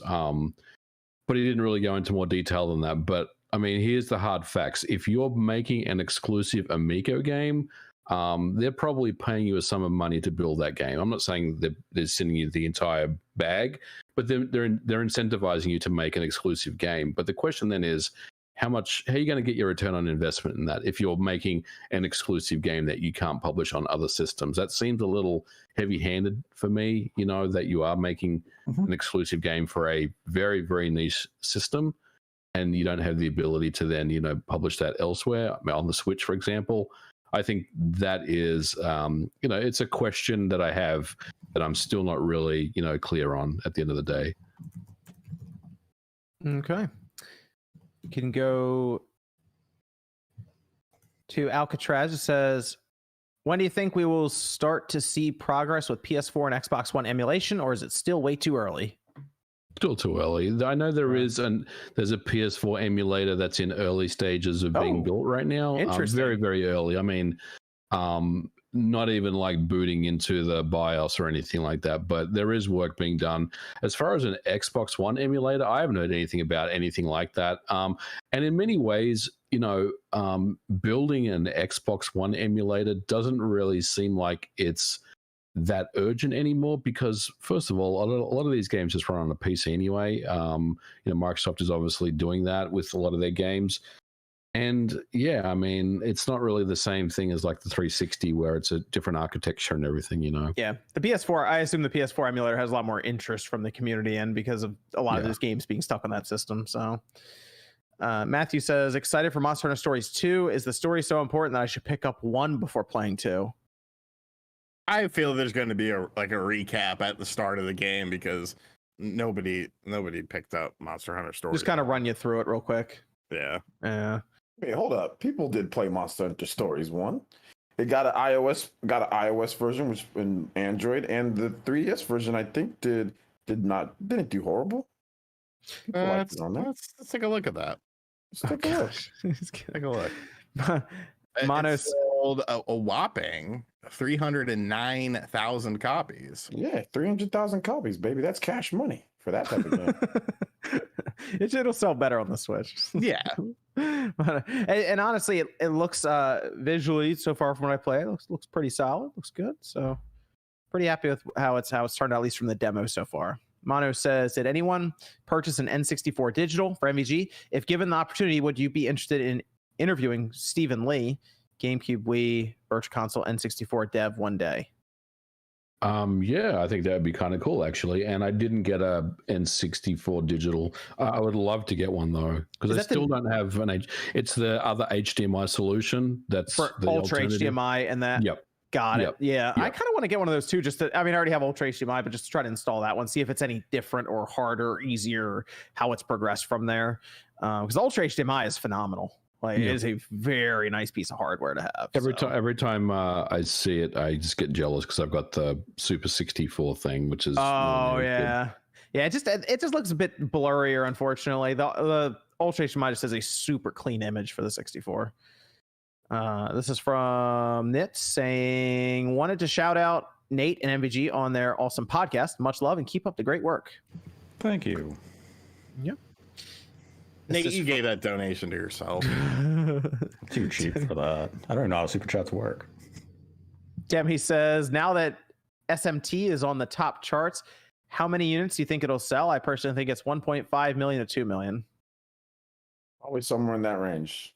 Yeah, I don't know how well they usually sell. Wait a minute. If it's on top of the charts and Metroid Dread was on top of the charts, this is obviously going to be a 5+ million seller. Come on now. Plus, it has Japan backing it and whatnot. Yeah, but Metroid's just more. Metroid games have traditionally sold better than SMT. Traditionally, they've sold like the better. NWO says, tradition bites. Just gotta beat out Pikmin 3 Deluxe, and Metroid will be okay. That it's gonna do that, but I do think that SMT 5 is definitely gonna do a lot better than what you would expect. It does have Japan once again, and yeah, it is doing really well. Amazon's doing well. Japan, it's gonna do okay. It's gonna do good, but it's still a turn-based, hardcore, like hard as nails Japanese RPG at the end of the day. T-Joe says Nice America brought on the group who made the fan translations for 2 of the new Trails games. I hope Nintendo takes notes and stops DMCAing everything, and if we all know they won't. They will not stop. I think they even saw Sega bring on people from the community to make Sonic Mania, which ended up being a better Sonic game than they've made in a long time. So it's Nintendo will DMCA and use the courtroom quite a bit. Did they DMC translations? Oh, Nintendo? Yeah. Just they like the AM2R or whatever, just before they had Return of Samus, those kind of things. Oh, because I played what's that, Mother 3? That's still, I still play. Oh yeah, Mother 3. They just put out a new patch for it recently too, on the anniversary for it. That's good. They should localize it. Yeah. One day. One of these days. If it never gets localized, I hope whatever story happened behind the scenes for it does get out, like at some point. I don't think it ever will, but that would be an interesting story to see how much like back and forth and turmoil there was behind the scenes of them. Should we put this out? Shouldn't we put this out? That kind of thing. Jason says this is emergency pinata alert. Symphonic Balance says RGT bought Balin for $20. I paid $60 for day one, even though if I played the demo before it released, I would have paid less. It seemed very promising. That demo really, they should have not put that demo out, right? Like that was the worst decision they ever made. They should have just left it alone. I would have been dick riding that game right up until release. I would have bought it and then I would have been pissed. But no, that was horrible. Oh, now I'm really annoyed that they put that demo out, because that would have been hilarious. Like if you were there when those reviews no, the reviews didn't even come out till after Balin released, right? You're right. They didn't send out, I don't think they sent out review copies until the day it came out. Yeah, they didn't send out review. You couldn't even really get one. Because like I have contacts with Square. I couldn't even get one, dude. I could picture like Sean in his room playing the game and like trying to come to terms with how bad it is while he's playing it, trying to like convince himself that it's not as bad as it looks. That now I'm really annoyed that they put that demo out. That would have been funny. Although then I wouldn't have that for the Metroid bet, because you probably would have beat it on your. Well, I don't know. You think you would have stopped that game halfway through? I would have lost my mind. I feel I lost my mind on the demo. You know what's crazy to me about the demo though is they had to spend time working extra on that demo to get it out. Yeah, like the demo didn't just happen. They were like conscious decision, spend months developing this demo and put it out. It's like, oh, that hurt them. Quest says, Weekly Watcher starting a channel. How long did it take once you guys decided to make a channel to finally upload your first video? Aloha from Hawaii. Aloha.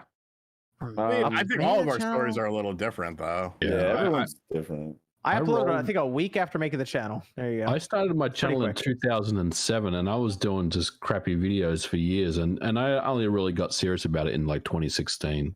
That's why I got serious about it. That's when I made the channel. But yeah, you get what I'm saying. It's 2016. I was doing videos on another channel, and then I started my own channel with my own crappy videos back in 2015.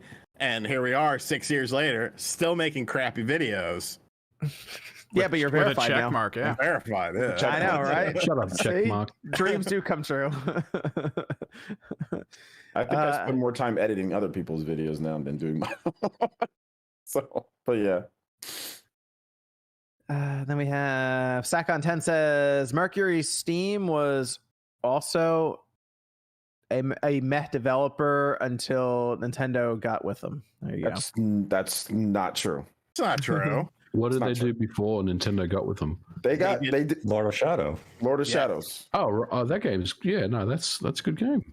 Yeah. The 3DS game is not bad either. That one got. I think That's it's the a lot one I better than people- liked. Yeah. Yeah, I like the original Lord of Shadows. I think Lord of Shadows 2, it's not all Mercury's. That's management's fault, in my opinion. that game was bad. Yeah, but Lord of Shadows 1, it's a God of War clone that's pretty good, and the 3DS game is pretty good.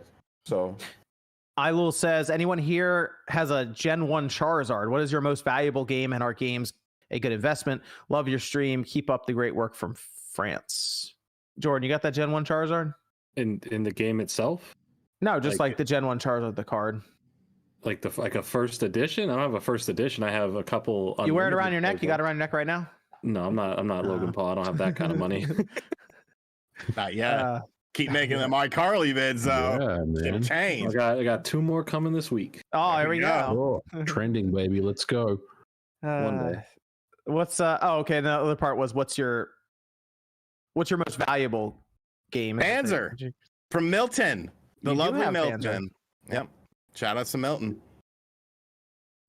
Seal, John- not a seal. John- a John, your complete audio's out. inbox Chrono Trigger would be mine. I got a Chrono pretty Trigger? expensive game. I'm not On gonna my say audio it. good now, Evan? Yeah. Okay, cool. Chrono Trigger, yeah, that was a good one. Yeah, I would say MVG has all these Neo Geo games. So I do. He wins every time we talk about valuable games. I don't know. So some of the people on this cast probably have some some pretty rare stuff.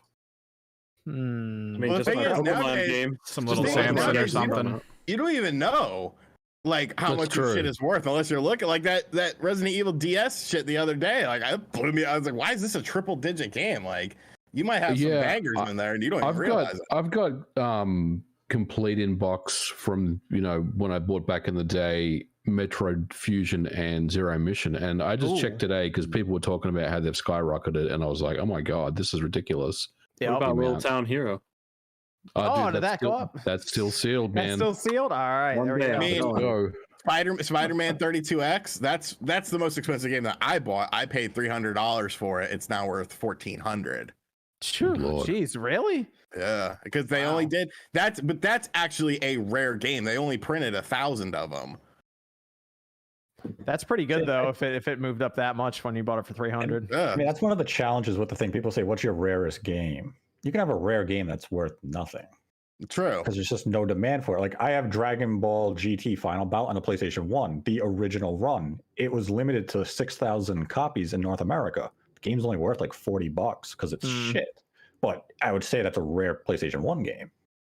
I would actually, you know what? If I had that here, I would pop that in and check it out again. I mean, stadium events is shit, and look how much that's worth. Yeah, that's true.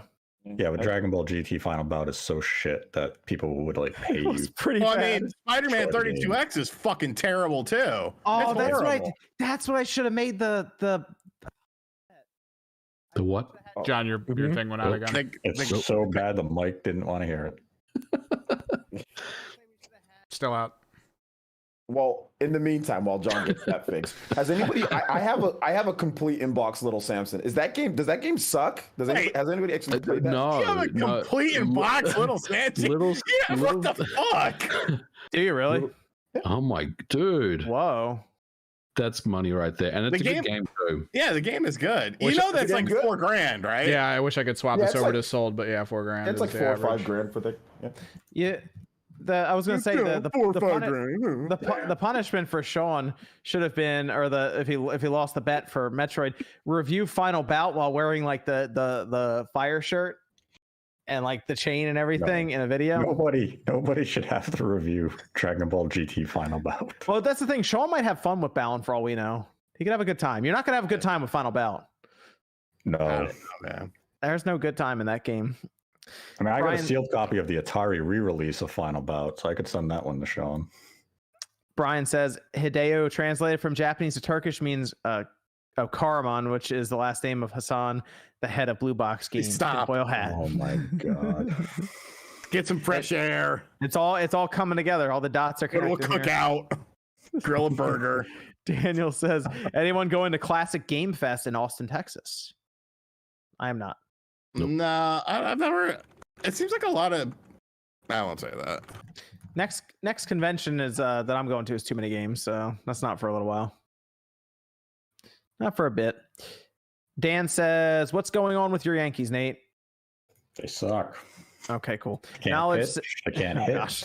They're not playing good baseball right now. They need poke the the All-Star bear. break to revitalize. Knowledge says, just shipped my Joy-Cons Pro Controller to Nintendo to fix the drift. I'm hoping my backup Pro Controller doesn't drift. $31 for Pro, and Joy-Cons are free. Dragoon I says, don't think Pro controllers don't have drift issues. It's just the Joy-Cons, as far as I know. Was there talk about Pro controllers getting drift? they all use the same joysticks for the most part. The Xbox controllers, the PlayStation, the Switch Pro controllers for the most part. So they all kind of have their own drifting thing too. But it's not nearly what like the Joy-Cons are. It's because the Joy-Con like mechanism for the analog stick it's not good. It's kind of lower quality and it has some faults out of the factory. So, but the Pro controller for the most part, you're going to see that way less than the Joy-Con. This is from Dragoon saying, have you thought of having a weekly Spawncast show where you all play a multiplayer game similar to Among Us stream a while ago? I've thought about it, but no one wants to play Halo. Name Sean's a different game. Halo 3. I offered Gears of War 5. Everyone wants to play Gears of War. No one wants to play Halo. Everyone wants to play Halo. No. If everyone wanted to play Halo, we would have done it by now. But Halo Infinite's coming up. Everyone wants to play Halo Infinite. We played I'll Among play Us. Halo. Twice. Sure. See? Sean's already on board. I played Yeah, Clubhouse games with Sean. Play some Evil Dead. Yeah, man. Clubhouse games with Nate was awesome. I kicked the shit out of him. It was great. Guys. We didn't stream that. I beat you in billiards. Yeah, one game. I destroyed you on everything else. We only played I beat your ass in golf. No, you didn't.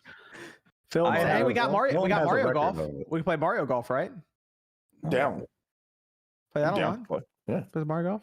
Wait, do they have? I didn't look yet. Do they have mini golf in this? What, Do Mario they have Golf? Mario Golf? I don't Yeah, think- they have mini golf I don't- on the N64 version. I don't think so. Oh, Not in this okay, one. man. I haven't seen it. Mm-mm. I hate this game. Oh no, they have like a course that looks like mini golf, but I don't think it's actually mini golf. Am I going crazy? I'm almost positive that was in the N64. I haven't played that one in a while, I but I'm almost mean- positive they had mini golf in. Do we need to talk Someone in about the chat how great can the remember. N64 is again? or point out, but that Yes. one definitely had, if I remember right, like a miniature, like mini golf, and it had a full course. It was actually really fun. Oh man, that's a shame. Hey, you know what? They got 2 years to fix it. We should be playing Friday the 13th. Yes. Yeah. I'll check it out. I'll wait for Evil Dead. I'll check it out. Yeah, we might as well wait for Evil Dead now. Yeah. Yeah. David says start using stimulating and newswave titles when. I'll look into it. I don't want to get hit by YouTube. This isn't Twitch, okay? I can't use that word as much. And Philip says SMT5 fared a bit better than Dread. The number of scalped copies on eBay is way lower. I think that means more actual fans got SMT5.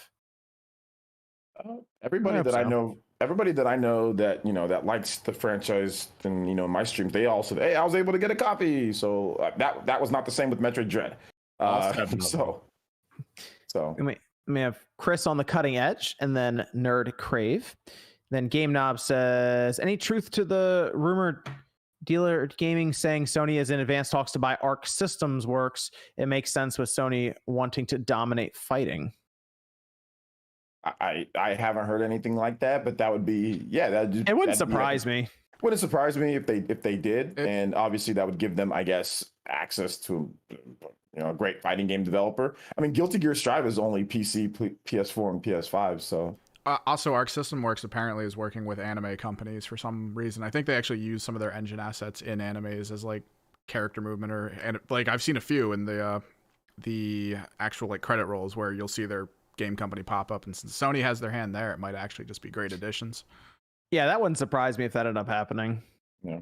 So we have Pizza, no message. And then we have 9 saying missed the beginning because of AEW, but had to pop in to show some love. RGT could relate, I'm sure. 'Cause I had it AEW. on the second screen. Nice. Bringback says, what are each of your thoughts on a Blast Corps port remake? I think the gameplay mechanics and overall concept will be received well today. Love you all. Hey, they got Forever Entertainment. There we go. See, now we're talking. Tyler says, been binging RGT videos. Looking forward to Balin. 2 thumbs up. Fuck off. Nerd Crave says, tell Sean I'll play Balin Wonderworld for him if he comes on my podcast in a chicken suit. It's not a bad deal. Andy Ackerman says, juice. You just sit there and like with the controller, act like I'm playing like they do with the UFC fights on Twitch. In a chicken suit. In a chicken suit, yeah. Andy Ackerman with the juice. You can see Andy here. Jedi says, pretty sure Metroid is having the best 35th anniversary since it's actually getting a brand new game for its anniversary. Not wrong. Matthew says, bought the M cable back when it came out and it went into my desk drawer shortly after. Can you explain why you don't recommend it? Better option. Because it doesn't really do anything really that great. I mean, I made a video on this and just go check it out. Like I sat there and like literally A/B tested everything. And I just walked away thinking this is just a waste of money. But That's it's my weird opinion. Some people really like it. I didn't people like love it. People I'm friends like Wood loves it. And I'm like, why? And he's like, oh, it makes it look so much better on my TV. And he'll show me like comparisons. Okay, it looks a little different, but yeah, I'm the same way. I did a thing. I think I did my video on the M Classic, which was the plug and play, and which is the same technology and whatnot. But yeah, like just I set it up exactly how they told me to set it up. You change your switch to 720p, and then it'll upscale it. And just I didn't see any sort of real difference that I couldn't do. The thing of it is, it's like you can almost calibrate your television to do the same sort of thing. Mm-hmm. Yeah, if you got the CX, I mean, we were talking about before, calibrating your switch to look good on the CX. I mean, you can pretty much dial in a good TV setting to make things look good. You don't need that device. Mac Mega asks, will the Amico outsell the Atari VCS? Did you know that the Atari VCS released like 2 days ago or something? And I'm like, I got that thing forever ago. I did not know that it just now hit store shelves. It might.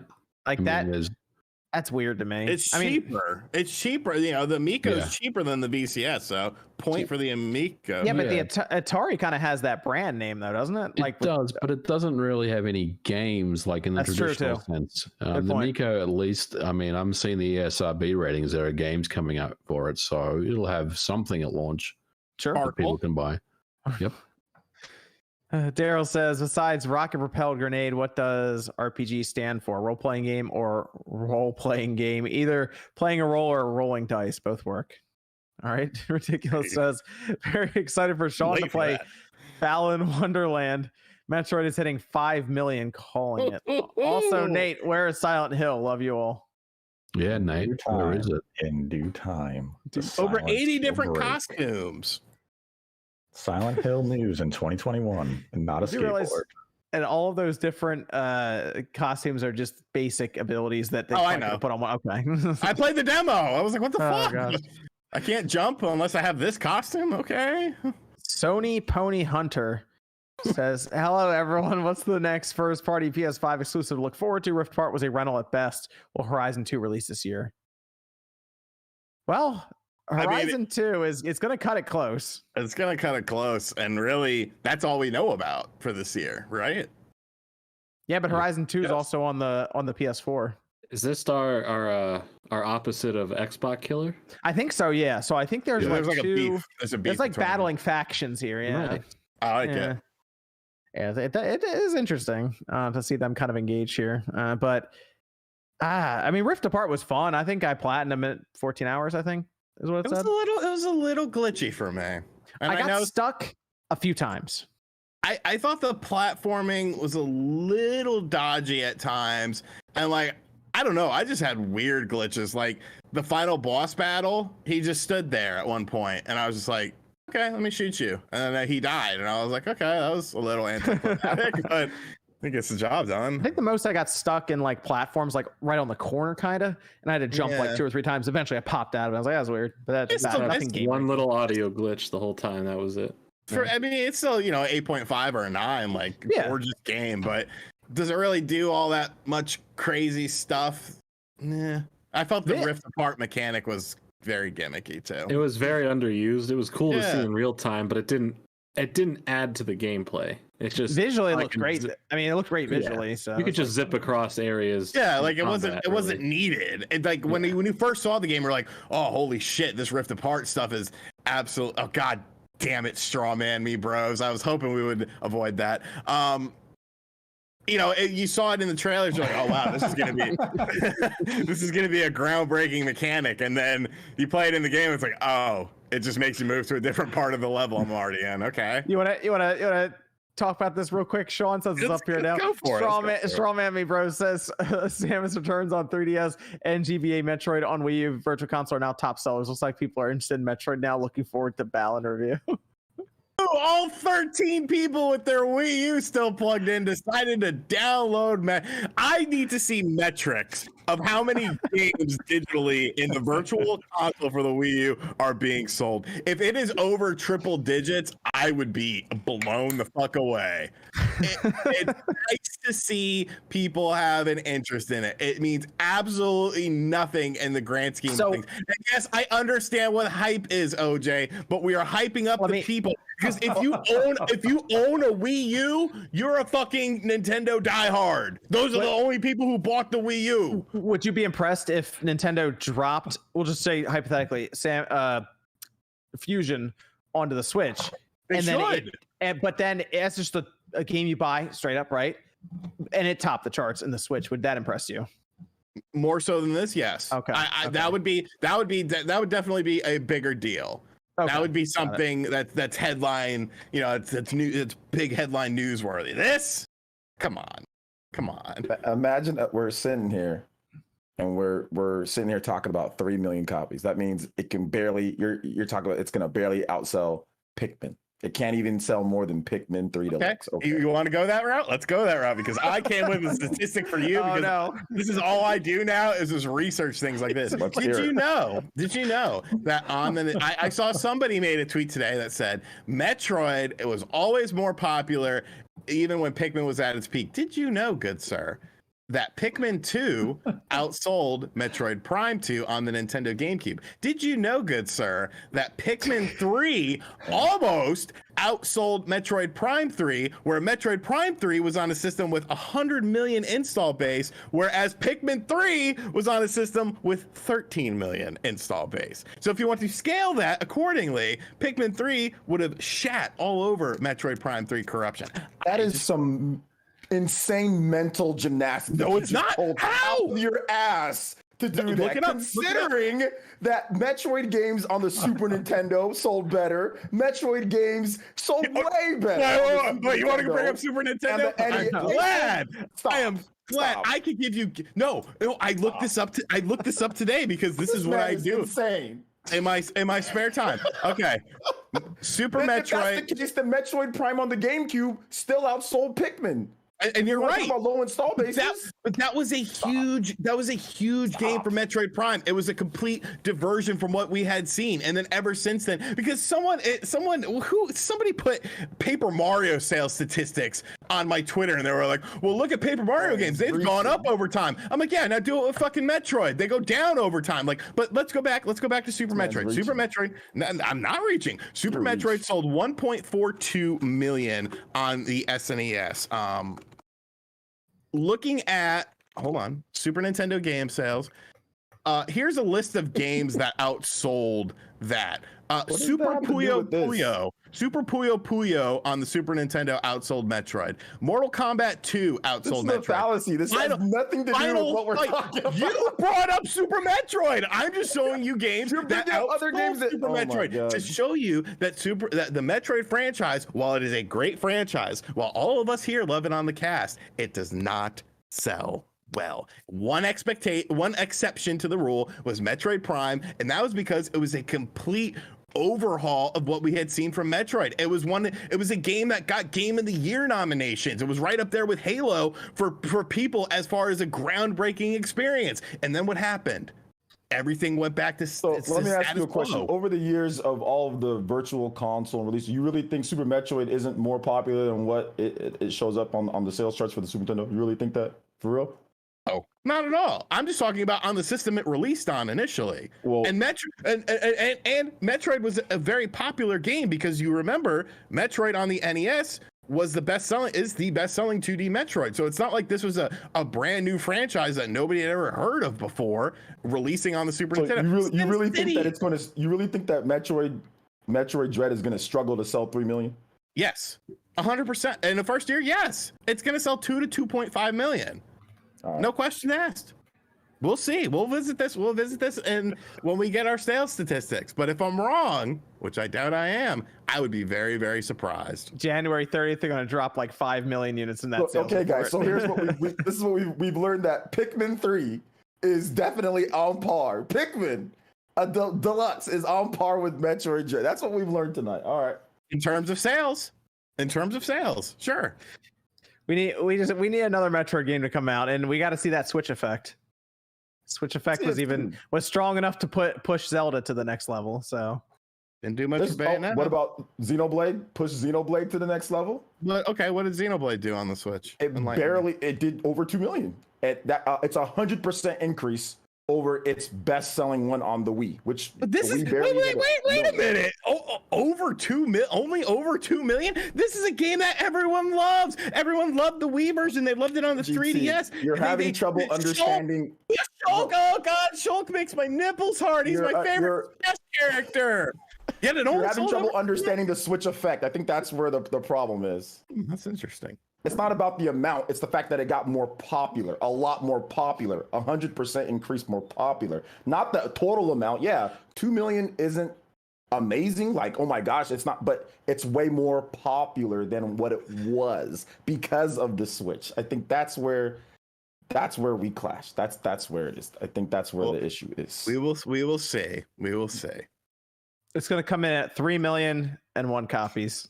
And Sean pushed it over with his 2 copies. And if it does, it does. I just don't see it happening. You're underestimating, Sean. You're underestimating your own channel.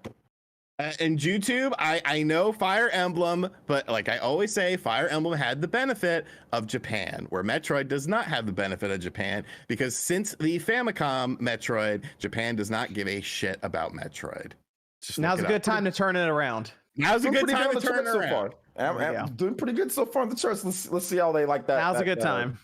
We'll see. They like 2D Metroid though. So once the initial fans of Metroid and initial Nintendo diehards buy the game, how many other people will be coerced? That mainstream needs to come in. What the hell is this guy commenting on? This guy RGT is right. Nate, get ready to eat crow. I haven't even said anything. Yeah, you eat it, Nate. You get ready, Nate. Eat that crow. Nate's kind of like in the middle on this whole thing, because I think even Nate's like, I don't know, it might, maybe not. Shit, his name was right in the middle. Tube, sorry. Evidently, I didn't say Jew, but I'm part Jewish, so it's fine. I learned that a year ago. Recently discovered. And you're verified. Yeah, I'm verified. Come on. This is Eternal saying RGT's hopes for the best bet rest in Nintendo only sharing physical sales. No, it doesn't. I'm perfectly comfortable with saying that the game is not going to sell 3 million in a first year. If I'm wrong, I'm wrong. I don't care. If he's wrong, he has to play a video game. Yeah, if it's wrong, I have to play Balan. I just want to see you play Balan personally. I just want to see you play it. That's my whole push for this. I just want to see you play Balan. That's it. Game Tour says if Metroid Dread sells more than 5 million in the first year, RGT has to upload a mukbang video. It has to eat, and the audience determines how spicy. And that interesting.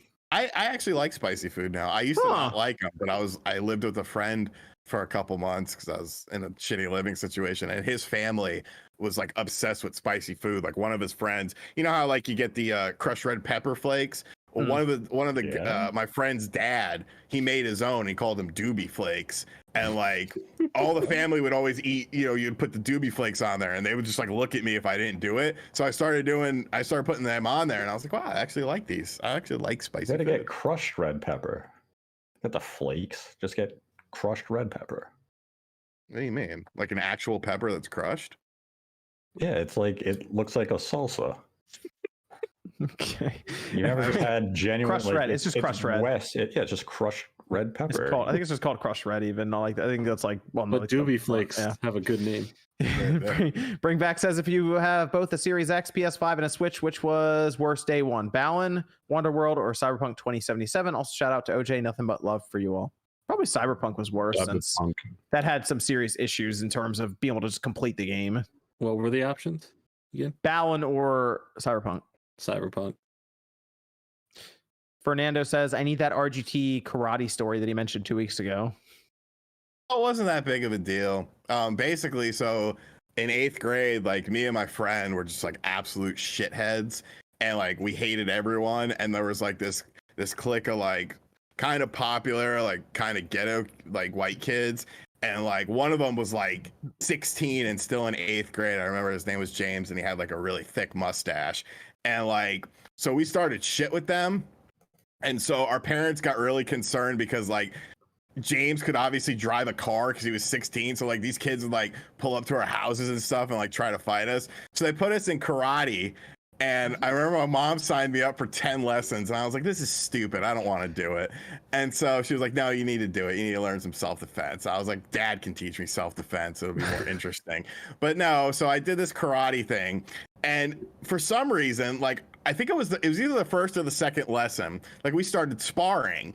And so they put me up with like this 40-year-old guy, and he's like sparring with me. And we had just learned like you cup your hand, like you hit it in the side of the head, like for the temple. And so he kept like doing it very lightly to me. I'm like, all right, man, chill out. I understand, you know, just, you don't have to actually hit me, you know, I'll do the little guard thing. And like, he hit me, and it like almost like full force, I felt, because I was kind of talking back to him, and I got really pissed and like ripped my gi off and like threw a chair and just sat outside until my mom came and picked me up. And then I was like, I'm not going back. And she was like, but I paid for 10 lessons. You've only done 2. I was like, I don't give a shit. I'm not going back. And I never went back. So she wasted her money. So he hit you in the side of the temple with a chop, and that was like that's what he had been learning. And like I was like, yo, chill out. And he just went bat. And I was like, nope, I ain't doing this. Like, because I'll hit you with a chair, or stab you with a knife. Gosh. Alejandro says, any information on VRR on PS5, and when are they going to let us upgrade the M2 SSD? We got nothing on that. Who knows? Who knows? There was a report for a little while that they were going to have an update over the summer, but that's like legitimately any time now over the next 2 months. So they need to do something about that M2 drive. I mean, it's ridiculous now that you can't add storage to the PS5. It has been a while. It has been a bit. So I hope they have that figured out soon. But Victor says, Jordan, what's your hope for features in Pokemon Arceus? It's a long like want list, but it's really just kind of wait and see what they're actually going to put in this game. I really hope it just honestly lives up to what they're showing about these dynamic battles. I think that's been the biggest thing. I hope the open world is fleshed out. I hope obviously that it's more than 5 frames per second of Pokemon in the open world. But yeah, I mean, I don't really have like any specific like this needs to be in here. Voice acting would be cool, but it's in Pokemon games at this point. I never would expect it, but that's something that I think would help the game just to be a little more interesting from the other Pokemon games. Okay. Eric says almost 3,000 people watching this excellent content. Hit the like button. Thank you, Eric. Luke says, I'm living for this Metroid Dread trash talk. Trash talk. DPX Solo says, I want to see a Spawncast fighting game with every previous guest as a fighter. Also, is OJ on the Spawncast tonight? That was $5. OJ is here. I got my pinatas in the back. Don't worry about that, guy. Fernando says, can Mr. Hate close out the show and top it off with a fire banjo impression? He's got Mr. now on Mr. Hate. Do I have to close it out as banjo? Yep. I don't know.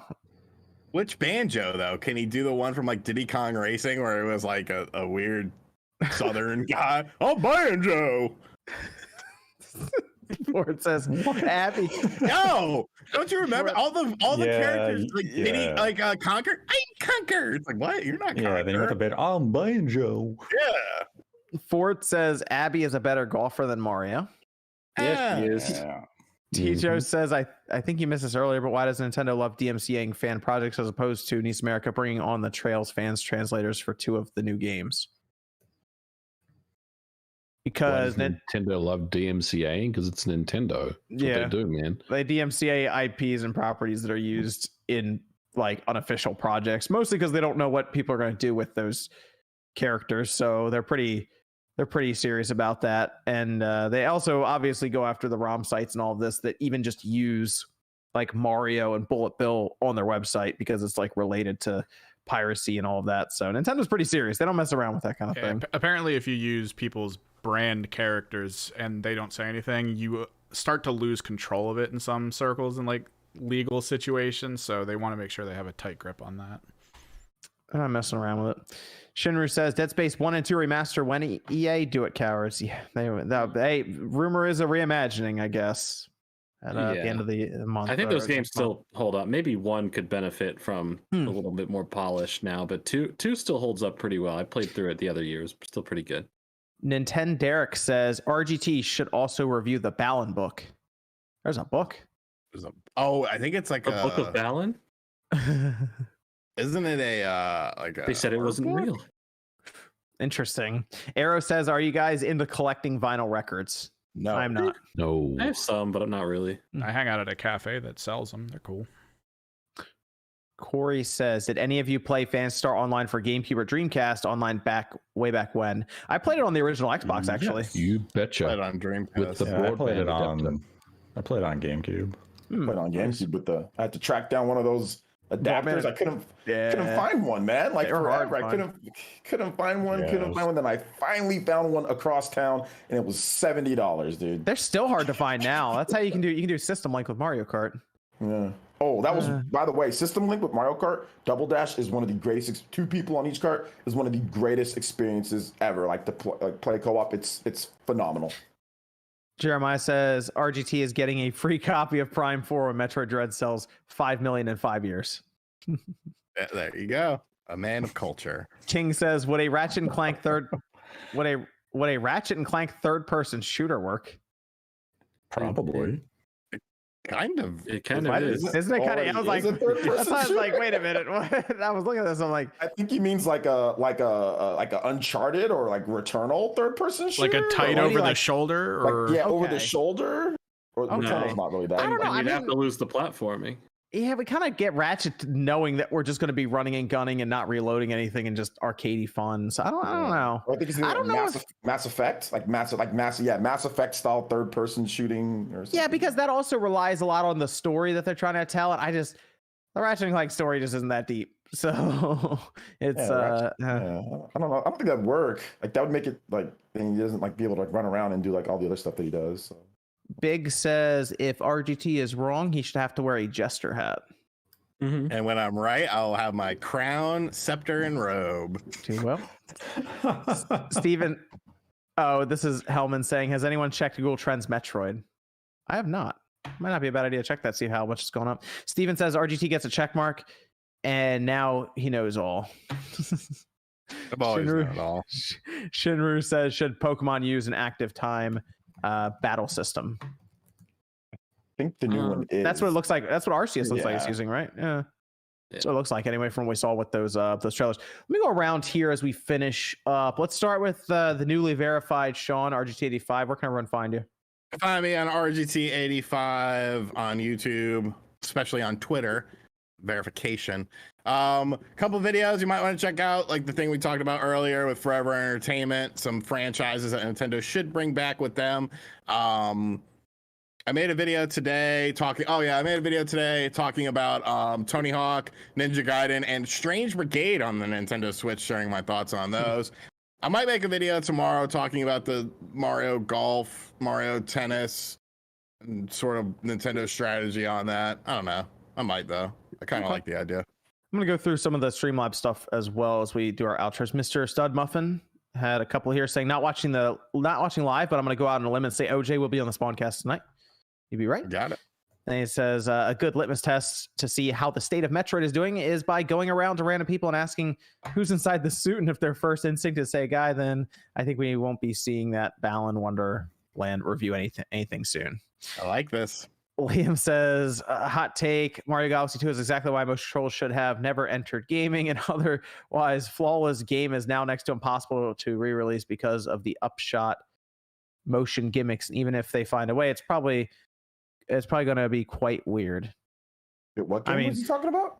He said Mario Galaxy 2. Mario Galaxy. Motion They released Mario Galaxy 1.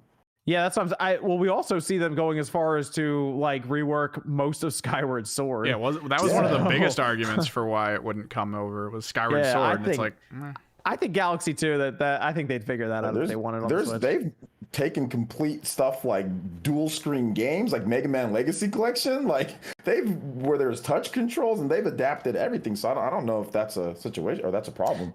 So Rich says, been playing D&G Dark Alliance with some buddies and having a great time. Cutscenes are funny and AI could be better, but it's fun. Much love. Matt says, in Mario Golf, you can invite friends after you create a lobby. Maybe I misunderstood what Nate specifically mean, but there is some sort of invite system in the game. Are you talking about the system level invites, Nate? Is that what you mean? Yeah, I mean you can do the invite thing kind of like it's kind of like Mario Kart, where I can say, "Hey, join my lobby," but that's not an acceptable means of invitation in online gaming in the modern day. Yeah, let me go I could technically send you a Streets of Rage invite in another game, and you'll see it pop up, and then you can just go over. So like that's just I see what you're saying. That makes sense. Yeah. Let me go over to the other verified person here on this podcast. MVG, where can everyone find you? Thanks for having me on. You can find me on Twitter at Modern Vintage G and on YouTube at Modern Vintage Gamer. Working on a pretty cool video for Monday, so check out the channel. And thanks for having me on. Okay, then let me go to OJ, Player Essence. Where can everyone find you? Hey, probably right here on YouTube. I've got a Super Smash Brothers all sword fighters. You guys' favorite characters to use in Smash Brothers. All Sword Fighters tournament that we're doing tomorrow, Sunday morning at 12 p.m. Eastern time. So if you have nothing to do on Sunday, you want to watch a Smash Brothers tournament with some pretty skilled players. I'll be honest, man. Like I'm not even past the first round. They floated people, and I didn't even get floated. I have to play in the first round, while there's other guys in my community that got floated to the second round. So that's how good some of these dudes are. So if you want to see some good level competition, check it out. I also have a cool video that I did on Shin Megami Tensei 5 and Persona 5 for the Switch, and I'll have another video up in the morning too, 7:30. So yeah, thanks for having me on, and shout out to all the people that come through. I stream daily too, so come through to Player Essence if you want to hang out, go talk about games and stuff.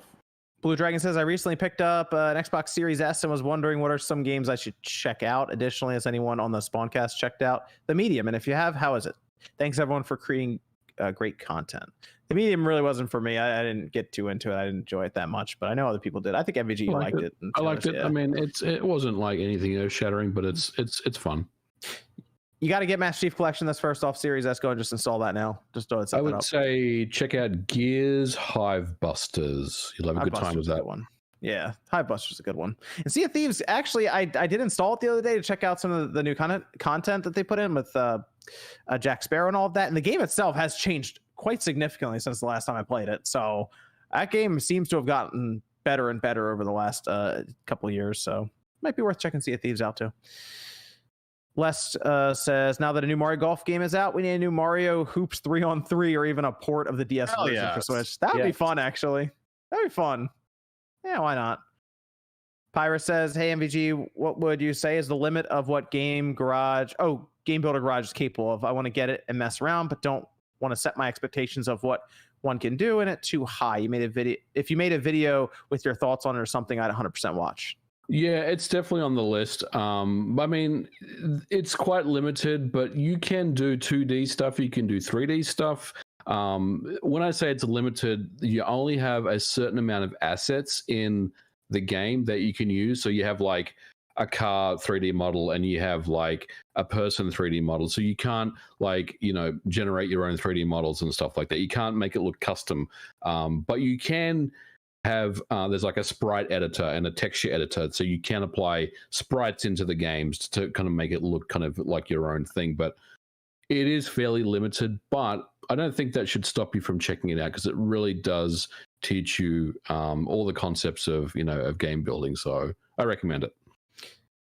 Ultimatus says, do any of you plan on checking out Sky Children of Light on Switch when it comes out Tuesday? It's made by the same people who made Journey, and it's amazing. It's also free to play with a very fair monetization.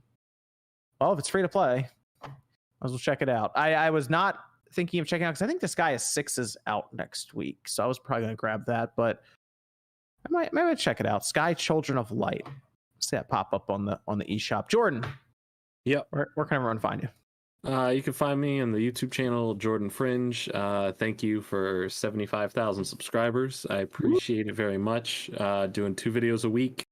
Lots of cartoon stuff you don't remember, weird dark episodes of shows. A lot of iCarly stuff recently, only because they have a new adult version of the show, and that's kind of a really interesting topic right now. But yeah, I have a lot of stuff planned. I have like a Good Burger video I'm working on, and Hey Arnold video I'm working on, and a bunch of other stuff that I'm planning. So yeah, check that out if you're interested.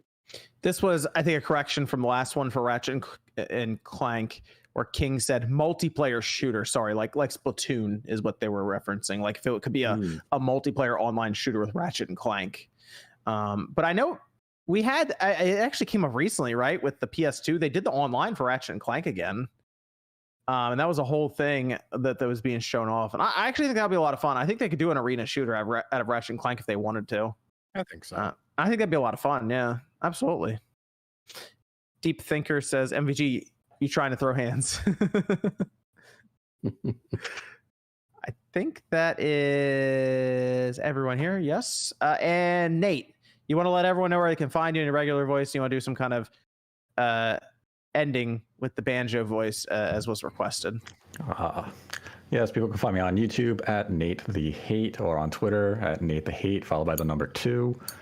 I'm sure MVG and I will come up with a topic of something for this week, since it has been, I think, 2 weeks since our last one. So we'll try to come up with something this week. And what episode number was this? 221. And that concludes Spawncast episode 221.